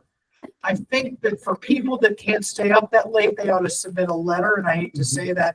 But I do really firmly believe that if it is a recessed public hearing, they ought to be first. I agree. Okay, I agree. Right. Thank Right. you. And I understand that by putting it into the charter, we are, or the public is, if it gets approved, we are giving direction to the planning and zoning. And in the Commission. wetlands, We are absolutely, because quite frankly, I'll just be real up front. I have been asking this at P and Z meetings for a long time, and it goes nowhere because it just goes nowhere. So I think at some point, we as the group needs to help guide, better word, guide, bad word, guide planning and groups like planning and zoning to meet with the constituents where they are. and to make consistency throughout all the boards and commissions. Right, So I agree. Can we toss this to Nick then to suggest some language? And I guess a little bit difficult for us to adopt anything. We were talking about maybe the next thing would be a public hearing. Well, how about, I like Dan's suggestion if we just exclude out those meetings where there's public hearing on the agenda. I think Yes. that accomplishes what the commission's intent is, and from a legal perspective, just takes it out of the equation. If there's a public hearing, you comment when the hearing is opened, and once it's closed, there are no comments. So. And then for Alice's idea of something specific about a continuation of a hearing, that at that point they then get heard. Well, the public hearing is on the agenda. For a continued public hearing, it's actually on the agenda, Yeah. continued public hearing, so it's okay. On the agenda. But during the continued public hearing, the board members can be asking the, Well, board members should never be asking Presenters. anything technically. They can ask questions of people, but if somebody is actually just giving public comment, realistically, the board's not supposed to be asking. no, I'm questions. talking about the board asking questions of the professional presenter. Yes, Or the applicants, sometimes their information is incomplete. Yeah. We ask them to have that opportunity to Yeah. complete something that is not. But yet you'd have to open it up to other members of the room who want to speak. On the, if it's a public hearing, you're not only getting the information from the developer or whatever, the applicant, but you're opening it up for comment about the issue or whatever the development is for the public, right? That's, The only problem with mandating that public comment at the beginning of a continued public hearing is there could be many reasons why it was continued. You could just continue it for, one bit of information from the applicant to come back to you, and now you're opening it up. I don't know, it's a little, what we're saying is we're mandating it on all the others, except if there's a continued public hearing, right? Because then in that case, the board has a great deal of latitude where to put that public hearing. Yeah, well, Right. I thought what Alice was saying, you can correct me if I'm wrong, is that if there was a continued public hearing where the public did not get the opportunity to speak at the last, that they have to given input up front of that opening of the continued public hearing. Oh, And I see that as a little bit problematic because you don't know what the continuation, yeah. I'm only assuming that that's going to be, that occurrence is going to happen every time. Well, remember that the whole point of this is, I think, if there's any kind of hearing on the docket, right, or the agenda at all, then they're not going to be putting public comment first. That's the whole point. Yes. Public hearings are usually closer up front for a reason now.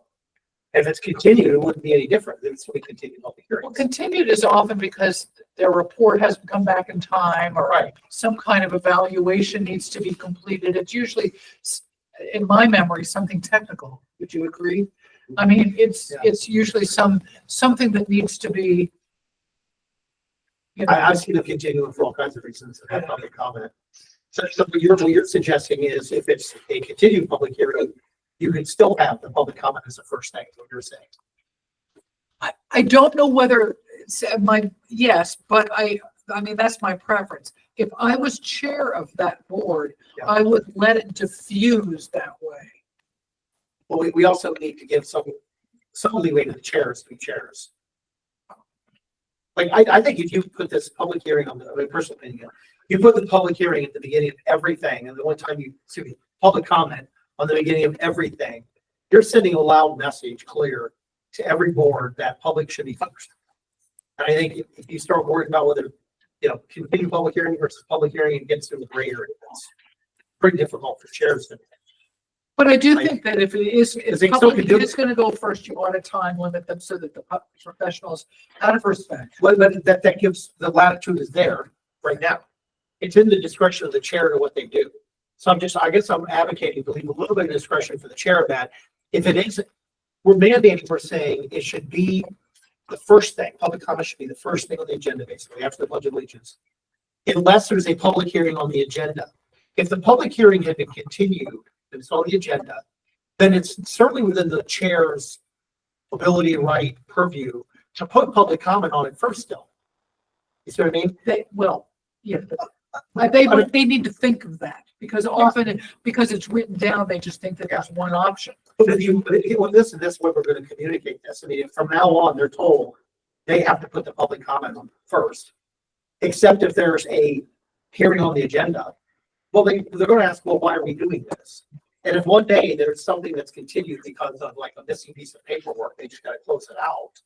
Then it certainly should be the chair's purview, and the chair, if he's the chair, and doesn't want to get crap from the constituents, should say, hey, we're putting public comment first today. That still allows them to do That's what we have to survive. So sometimes, I just think they're over No, mandating. so let's say in the event they're doing, say, more than one public hearing in a meeting, do they then, either these land use boards, do they open the public hearing, have a presentation, the board members, commission members may ask some questions, then do they open it up for public comment before they close the meeting? Yes, because they cannot close the meeting until they've heard from the public.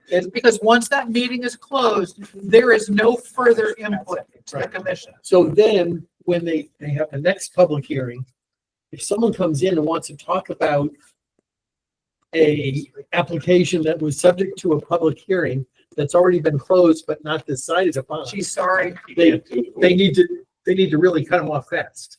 Well, yeah, they can't. Yeah. It's not legal. No, It's but you don't know not until they legal. open their mouths. So if they start talking to an application where the hearing is already closed, We have They've got to be probably, cut we off. just have to- yeah. Sorry about it. that's the, No, I'm looking, I literally walked in here with the agenda for planning and zoning tonight, which would be the perfect example, because they had, two continued public hearings. Had public comment with it here. And I don't know what those hearings were about, but they could very well. and is the public comment at the end of both of those continued? Yeah, very, very end. So they're not allowing the public to speak Yes, they are. during, There are a lot of, the public can speak during the hearing if they're part of the hearing. But the public comment portion portion for just Right. whatever is at the end. Because I think, ideally you get people that are all jazzed up about something. Yeah. Usually the public hearing, and they want to start jumping. But they in at the have to beginning. speak during the public hearing. Right, but then the chair is like, sitting there the whole time saying, oh, no, I'm sorry, Mr. Bispo, you gotta do it in the public hearing. Oh, no, you don't understand. Like, you can tell them the comments are supposed to be about the public hearing, you go to the public hearing, you wait. But that's what, this confuses it. If there's a public hearing that's continued and it's a minor thing, the chair still has the ability to put public comment at the beginning.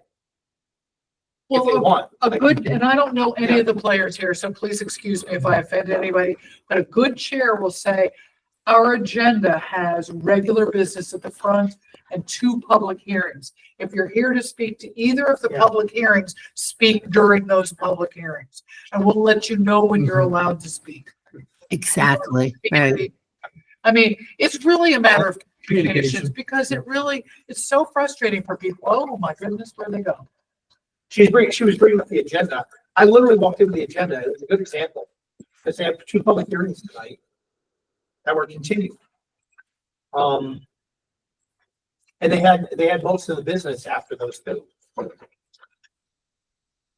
Like, I think they even did their minutes are done after the public hearing. So what are we gonna do with this? I They have to. I think Nick was gonna work on some language, basically to reflect that. Do you have some way of encapsulate it now, or? I would just have a question on what you want me to do with continued public hearings, because it's We just can't- language. I think that's hard. So here's the way they have it. Public hearings are right up front to get them out of the way for the public. And then all the business is done after the public hearing. Public comment is towards the end. Public input is what they call it. Well, there you go. Oh, public. So on a regular business meeting, you could have public input put up front. But if there's any hearing at all on here, you really should have the hearing before public input. Maybe the agendas could be clearer by saying public input on subjects not related to a public hearing. But yeah, they've got to do something because they can't make public comment outside the close of a No. public hearing, period. They can't be doing that. But they could do it before either then, right? Before or after, it wouldn't matter. Well, no, I'm not talking about before. I'm talking about you open it up and you let the public speak first and then you take For the hearing. for the hearing. Right, we're talking about public And comment. here's Paul now. Well, hello. Yeah, bro. You wanna Our make a chair of the public- planning and zoning commission just walked in. There's no public- But this is not public input. This is not public. Right. input. But the chair of the charter revision commission has great latitude to ask questions. Not in a special meeting, Dan. Of course. This isn't a special meeting. This is, Oh, this is a special. this is a special The meeting. chair- This the is chair- special. Cannot change the agenda. in The chair special can meeting. ask questions of people in the audience if they want. Chairman can't. You can't put an agenda item on there. It's on the same, yeah, it's on the same agenda. But if there's an issue we're talking about on the agenda, which it is, you can ask people about that as a chair. So we've been talking about the charter currently requires public input. It could be at the beginning of the meeting or the end of the meeting. And the land use boards have basically been doing mostly at the end, but really you've been doing it also during public hearings as well, right? Are you asking me for my input? Yes, We have public input during public hearings. Specific to that application. so, all right, so what we've been talking about is saying that public input would be required at the beginning of the meeting unless there is a public hearing during that meeting. So, and that way people don't have to wait for the entire night for public input. But if there's a hearing, then they've got to make their comments during the hearing. I agree with you there, and that's, I've thought about bringing that up before. Problem we run into is that public will sometimes start talking about an open public hearing when when you're not in the public hearing, which then becomes inadmissible. And it becomes a slippery slope. So if we give them an opportunity to talk during the public hearing, which happens before the general public hearing, usually they say their piece and leave. And then you of course you have some people that stick around to the end to say something that's usually completely off topic. And again, still, you still get some people that want to continue talking about something that was during, an application and you have to, the time's passed, kind of got to stop them. My opinion, that you never really want to stop the public from talking, giving letting their voice be heard. You just want to make sure it's done correctly. Excuse me, who's talking? I can't see. Paul Shanley. Oh, okay. Hi, Paul. I just stopped down to watch and. Well, it was timely. It was timely. That's what we're talking Yeah, about, it's right? correcting timely. It's weird. We got done a little early, so I just- Honestly, I think if you just exclude agendas that have public hearings on it, you accomplish your goal. The public hearings are at the beginning anyway. So that if there is a meeting without any public hearings, then there should be public input at the beginning of the agenda. Correct? Right. Yes. Yes.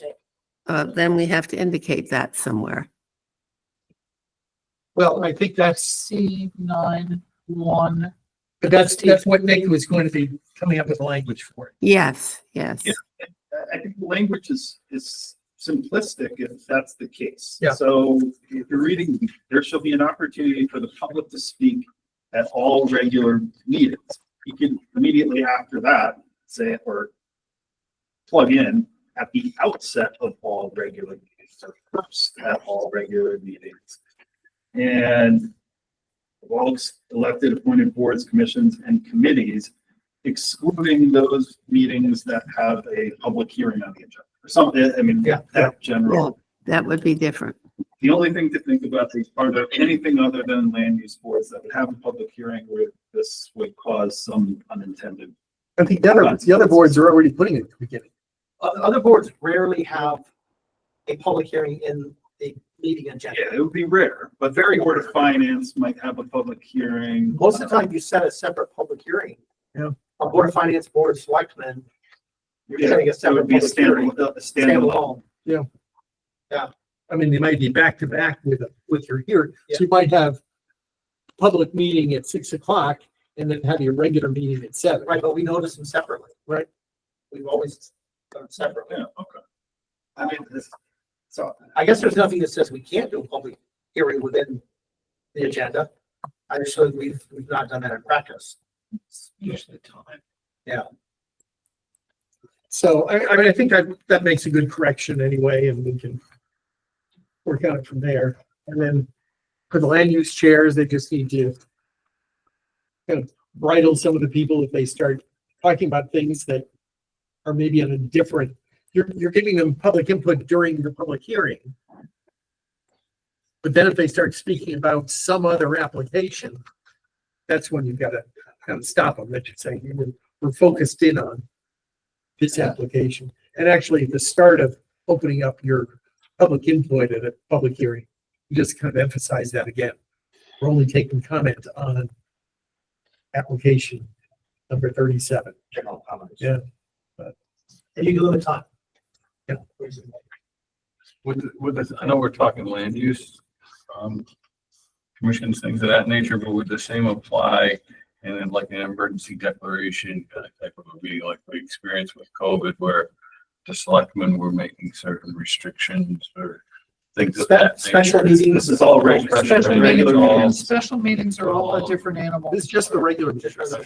This is regular. If there's a special meeting, there's no public input required. We do take correspondence usually, Mhm. but other than that, there's no public input. And that's the way you'd like it. For that reason. Special meetings can be emergency, they could be a specific thing. Regular meetings that are noticed as regular meetings, remember, we notice them at the beginning of the year. Every board and commission goes out and says, these are the chair of our meetings for the year, regular meetings. So that's what people know when to come.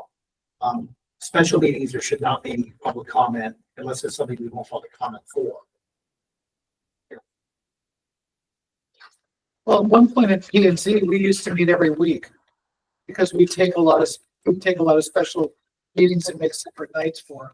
So, My only, You have 2 regular meetings during the month, and then. and then the other meetings are special. Yeah, we were meetings. meeting every Tuesday for about 2 years. my only thought to that, and I'm sure I remember reading some of the components of these emergency meetings and, if there was something associated with public health issue and selectmen were, following direction of the state like they kind of did here. Does the public have input? Because, most of those things are affecting the life, liberty, free movement, health. And so it's really a very important component to a lot of people. And The public only has input or the ability to really do anything in a stated public meeting of the board. If the board is likely to go away, well, that isn't even a meeting. I mean, really, it's only if there's a special meeting that somebody comes up and there's emergency management or whatever, then it may be hybrid. They can see it, they can watch it, but that's not a time for public input. It's a time for information. Information act and it's, but again, if there's something that needs to be, have input on, the board of selectmen are purely within the right to put public input on a special meeting. It's just not a requirement because we do a lot of special meetings that are just kind of, basic, hey, we got to get together, we got to do X, or we got to, we didn't set a public hearing date or something, we did. So they have these special meetings all the time. I think to try to mandate public comment over those, it really could be more detrimental. But But we're all about transparency. Everybody gets to see everything. Everything's reported. But one of the things that you're talking about is extremely rare. I mean, when I was in office, we did CDC training on what if one case of smallpox came, and we actually had a pandemic. So Sure. what CDC basically said is, here's how you should But handle those it. are legit, those are meetings. You don't have to notice They that. are not meetings. Yeah. You don't have to, you're taking action and informing the public. Or you're receiving presentations as for, those are meetings. Correct. Right. But the action that you take often has to go to a meeting. That would be a meeting. Yeah. Yes, so, I mean, but there are stages and ways to do that, there's no reinventing the wheel here, you can just, I got it's, All right, so I've got some language if we want to. Okay, we're ready with the language. There shall be an opportunity for the public to speak at the start of all regular meetings of all elected and appointed boards, commissions, and committees, except for those regular meetings where there are any public hearings appearing on the agenda. And such, quote, this is already in the charter, public input shall appear on the agenda. Well, that's wording. And such public input shall appear on the agendas thereof, the extent and duration of such public input be in the reasonable discretion of the chair.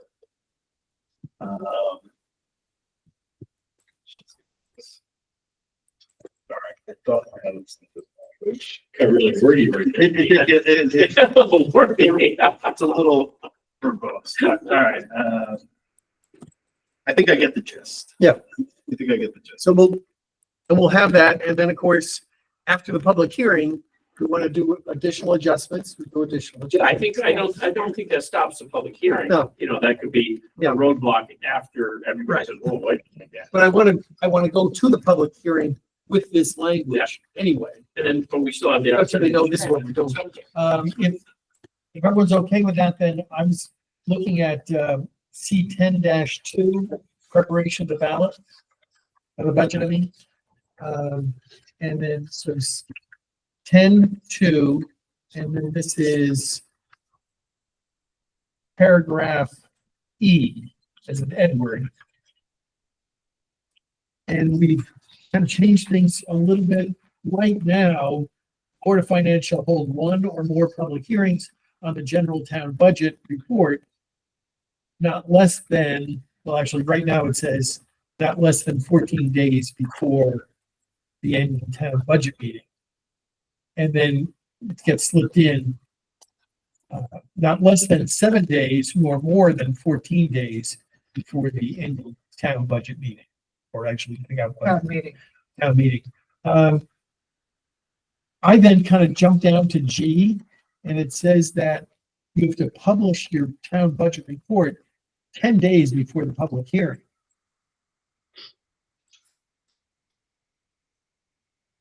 Okay, but that's before the public hearing. Okay, that'll be fine. I was thinking that we might have a conflict between those, but you're actually publishing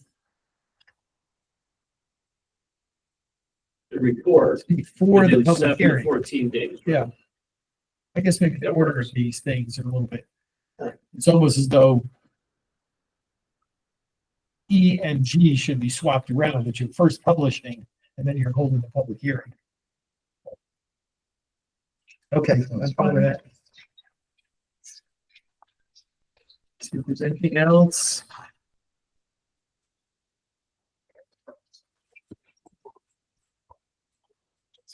Oh my God, but I think we're done. There's gotta be a comma somewhere, because I was Nick's just starting to feel gonna good say- about himself. I was just thinking about this. Terry's bouncing. There it's coming. Let's see, where were you just on C, right? I mean, you were on, where were you, Tim? We're on C9. You're on, C10-3. okay, so, let's see. G, amended, the Board of Finance shall make available copy to the town budget, right? Yes. Okay, so. Okay, it shall before the annual town meeting, comma, again, publish the proposed town budget in the newspaper having general circulation of the town.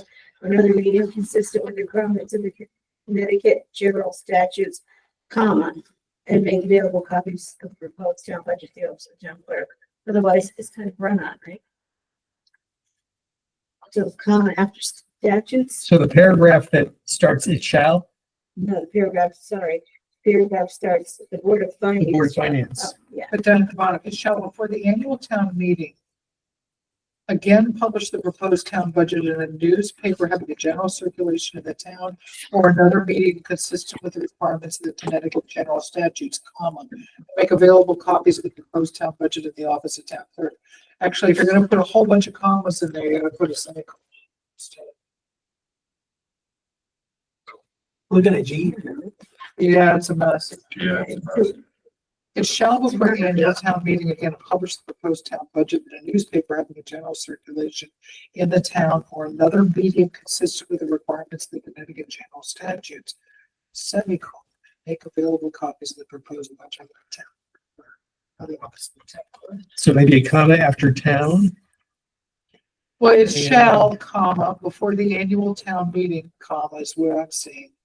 Again, publish the proposed town, blah, blah, blah, blah, blah, blah, blah, blah, blah, comma, general statutes, comma, and make available copies of the proposed. just town so that budget. doesn't run on at the end. You have to put a- You're just saying a comma after statutes. Yeah, Yep, Okay.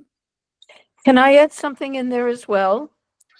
Right now, if we're saying, and it's in C,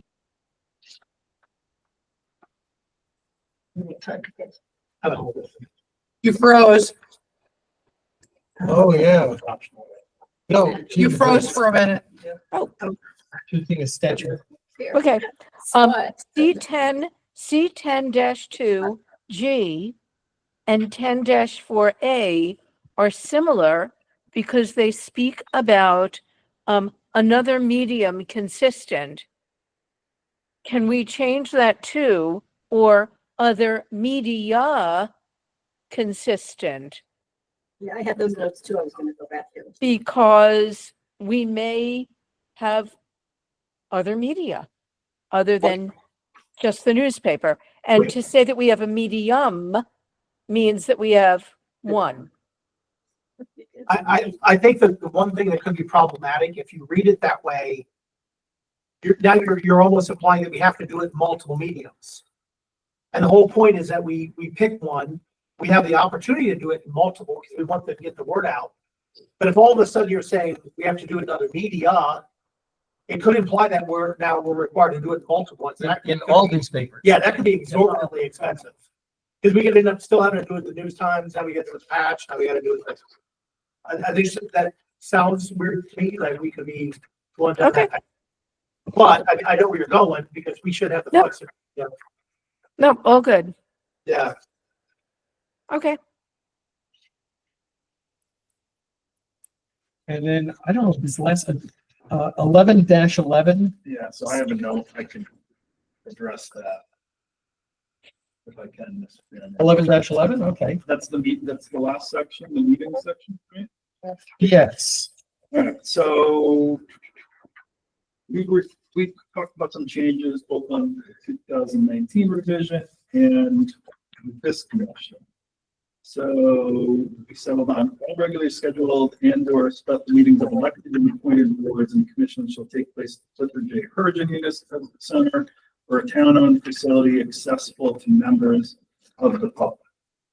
My only point was, if you look at the state statute, and not that this would ever happen in Bethel, but this is what the statute says, so this is covers meetings. Where any town's public buildings do not contain adequate space for holding annual or special town meetings, any such town may hold any such meetings outside the boundaries of the town, provided such meetings are held at the nearest practical locations to the town. Interesting. We need to add anything to address this statutory section that. I was wondering in there's, or a town-owned facility that is physically accessible. Do we need to identify the nature of the accessibility? Well, anytime we have Any that. town-owned building has to be. I know, but is it leaving it wide open that it means all meetings have to be Zoom meetings? Oh, no. So, No, it just means it has to have, It has you to be know, accessible. handicap ramps and stuff like Yeah. that. Yeah. I mean, doesn't that go without saying you can have a public meeting unless it's handicapped accessible? I mean, that just goes without saying. Well, Bethel's lucky in that we've got a high school with a large capacity and a middle school with a large capacity. So Nick, were you thinking about making a reference to the state statute to Nick's point, Mr. Chairman? Yes. The charter is allowed to be more restrictive Right. than state law, and that's a may. Yes, I just read it in May too. I was thinking. Yeah. While reading it out loud that. The question is, do we We're want to leave that loophole open? We could, you could as a body, or you could just go with this and it would require us, it's a shall for us. It's more restrictive. It doesn't conflict with state law. Yeah, that's really fine. I think I was confused in the context of reading the statute on May. And this section also has the exception for site inspections. Yes, we covered that. That was a lengthy discussion that this commission had. But to your point, we're saying that if there was nothing available for whatever reason, We couldn't go outside. Yeah. The town bounds, which, hey, I've been here for 45 years. I've never seen that happen, but between the two middle schools and library, we have so many places that are legit. We do get jammed up once in a while. We're using like GP room for something like this happened here, but I don't think there's ever been anything that has required us to go off out of town. No, the high school seems adequate so far for public hearings and town meetings, so. Yeah. all right, I will delete my comment if that's okay with you. Okay. I have one. So C8-14, the sentence that begins with the Board of Selectmen. So that's the second of this. Careful. Harry, can you repeat? What Did you say C8? Yeah, C8-14. I'm wrong, wait a minute. Yeah. C8, Okay. C8. Public Works? Department of Public Utilities. Utilities. So the second sentence or third sentence, the sentence that begins with the Board of Selectmen, the Board of Selectmen shall appoint a qualified person who shall also be licensed by the state of Connecticut as a professional engineer, to be the director of the public utilities.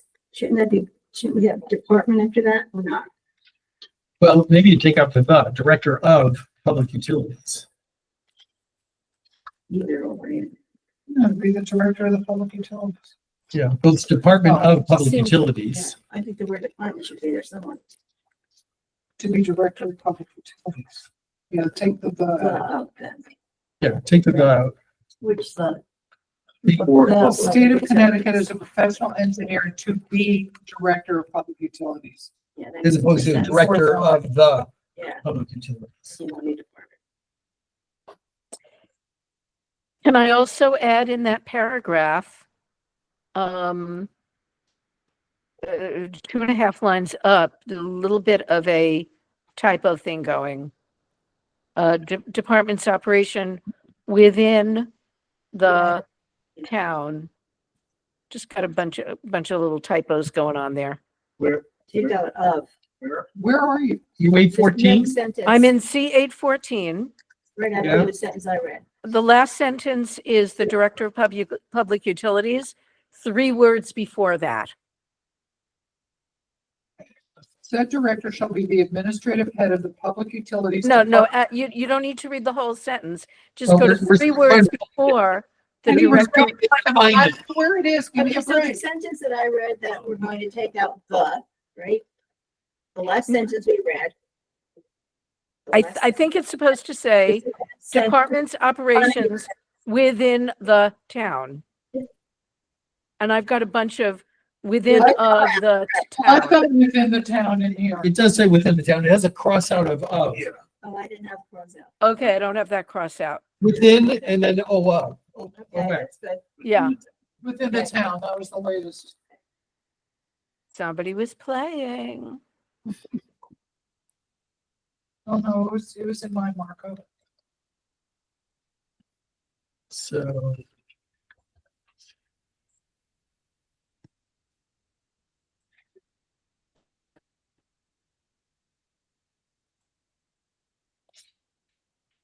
I don't have anything else to. So if that is it, Hang on a second. I have one more thing, and I honestly don't remember. Did we talk about suggesting, although not requiring, suggesting that town meetings be available both in person and online? I don't remember if we ever came to any kind of agreement with that. it's, the charter is gives us what we have to do.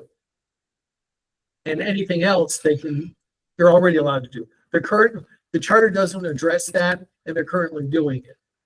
So you either use the charter to require it, but you don't have to use the charter to say you can do it. Okay. All right. Excellent. Thank you. I wasn't sure how that all With, came down.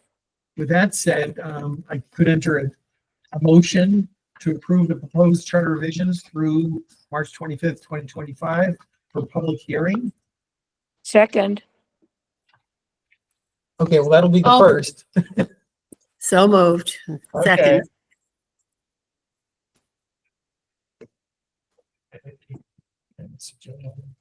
Okay, any other discussion? All in favor? Aye. I, Aye. Any opposed? Abstains? No? Okay, we're all here. nice. So. Okay, so You need to publicize it 10 days out. yes, we got to do, so Nick, if we're gonna do, we need to set a date, and it has to be far enough out for the publication, but we were talking about possibly I did it 10, Monday before Easter.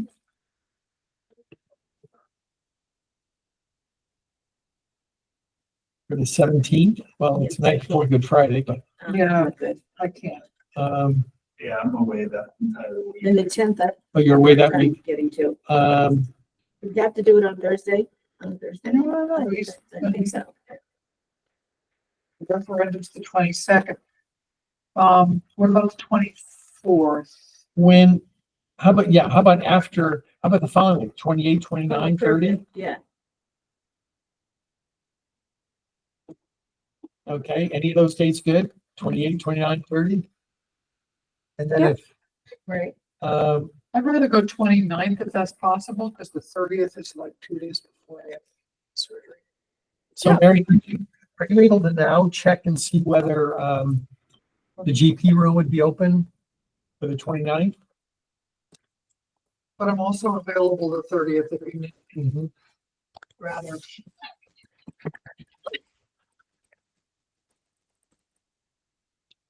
So both those days are.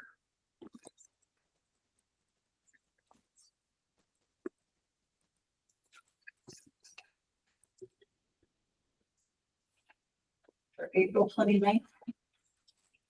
April 29th? Looks good. Excellent. Looks good. I have a question on procedure at this point. How does this information, how does this document get distributed? Well, I would say the next day, Nick and I will kind of get together and we'll do kind of an executive summary of what the changes are, rather than just handing everyone a marked up version. We'll try to give them a summary. We'll give them a marked up version, but also a summary of the changes. Are you saying 29th? Yeah, 29th, is GP room available? It looks like it is. The Park and Rec actually takes care of that stuff, Okay. but it looks like it's available. If anybody'd rather do the Wednesday, that's fine too. I can't do the Wednesday. Okay. It's just the 20, as long as you're ready to do the 29th. I'll take it on. Okay, so charter hearing, and then usually that would be at 7 o'clock. Okay, And we'll have to confirm, but it would be the GP room. Some alerts in here for me.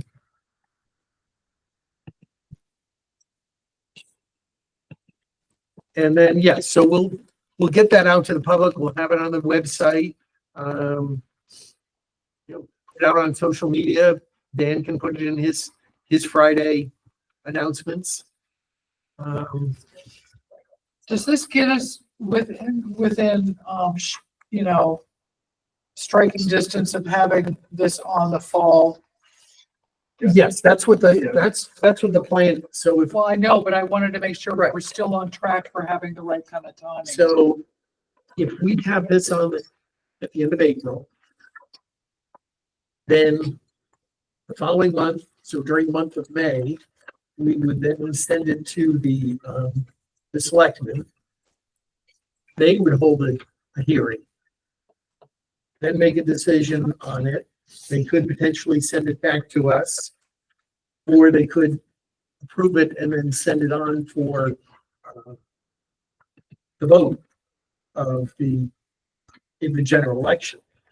I appreciate you all accommodating my not being able to be around for May meetings. No, and I think Dan is doing an event at Broken Symmetry on May 6th or April 9th, I think. April 9th. Is that right? Oh, yes, April 9th. Yeah. Yeah, so that would be our next. Oh, but April 9th. April 9th. So April 9th, so we probably can cancel the April 9th meeting. Do you have a meeting April 9th? Yeah, we have That's a 7 o'clock. regular meeting. Regular charter We don't meeting. need it. We won't need it now. So can I take it off my Then, calendar? listen, Maybe, well, we can't do it. We can't do a special meeting off-site. You just come to Broken Center.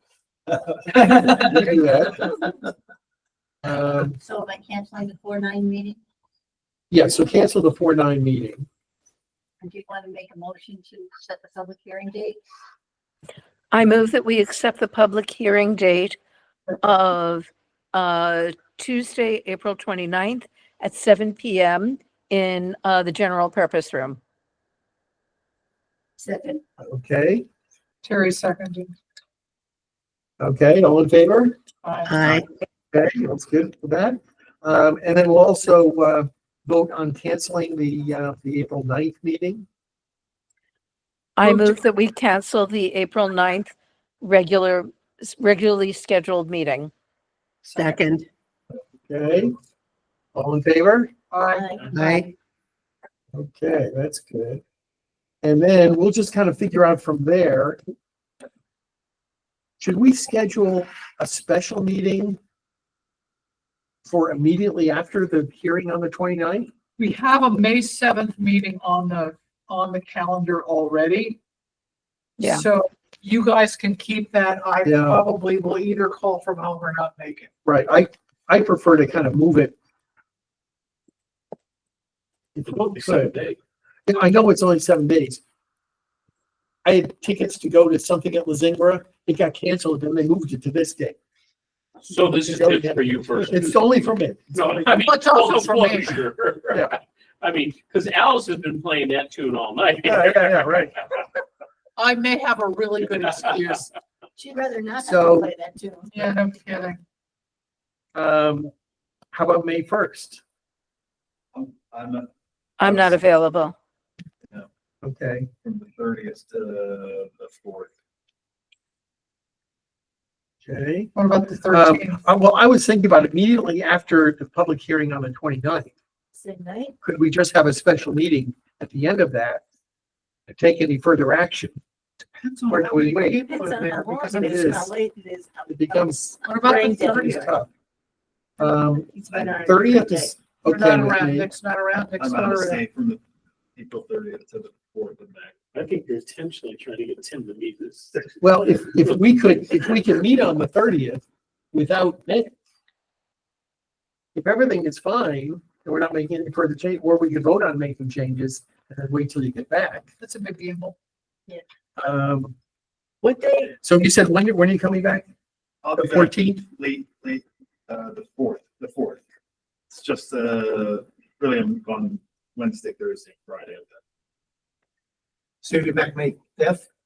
So Yeah, why don't you I'll be just back. keep your regular meeting on the 7th? Well, Well, that was the thing I was gonna be able to make. Tim has Oh, that's something to do. Never mind, never So mind. how about the Who's the 6th? fifth? We'll have to see what tomorrow. How about the 6th? Tuesday, the Again, 6th. it's a little too soon for me. That's a board of selectmen meeting, but Tuesday, the 6th? there's no board of selectmen meeting that night. That's okay. You're ex officio anyway. Yeah, so we can, Yeah, 100%. so Bump it to the 13th.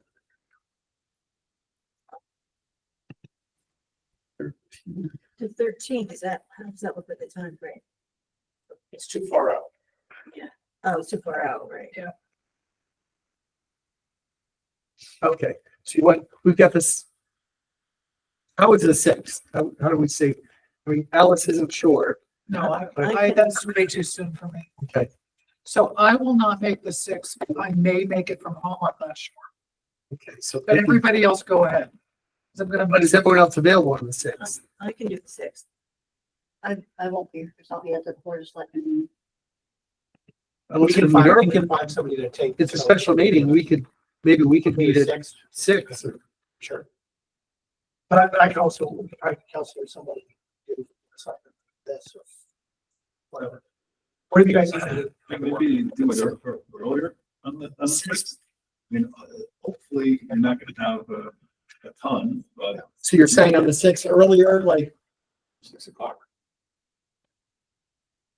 and what's the earliest? You're out of work at what time? Whenever, listen, Tim, if it works for you, it works for me. All right. You were saying early. Did you want to do it like, oh, no, I was just saying earlier than Maybe the board, EDC early. board of selectmen. Oh. Before the board of selectmen. So, 7 or 7:30? Maybe at 7. but then I'm making Dan and Mary's nights longer. I'm okay with the 6th. Or you're making, not me. The 6th Okay. at 6. 6 and 6? I mean, Mary is here for us. Do you want to do it here, meeting remain then? And just do it before the 7 Yeah. o'clock? You think an hour's enough? Yeah. Should be by then. Yeah, it should be, but yeah. 6. We're making it 6 o'clock. I'm gonna cancel the 7th.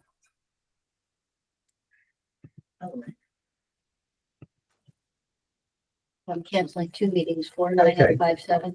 And then should we Yes. have a motion on canceling those 2 meetings? That we already did. Okay. On the first one. Okay. Motion to add the second date to the first motion. However you combine that. You guys have some motion on the table?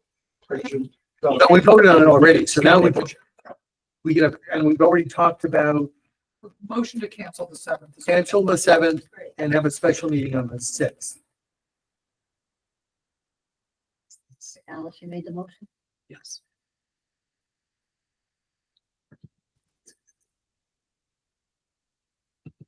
Okay, all in favor? Did we second it? Was there a second? Second, All right, we got lots of seconds. All in favor? Aye. I, Phone. All right, so, yeah, hopefully we can get this to the board of selectmen very quickly. And everyone can do what they can through social media to get the word out. But we'll try to work on a summary of what the changes are. And of course, we'll say that this is a combination of changes recommended by the previous Charter Revision Commission, the current Board of Selectmen, and this Charter Revision Commission. And a large majority of it is just cleanup.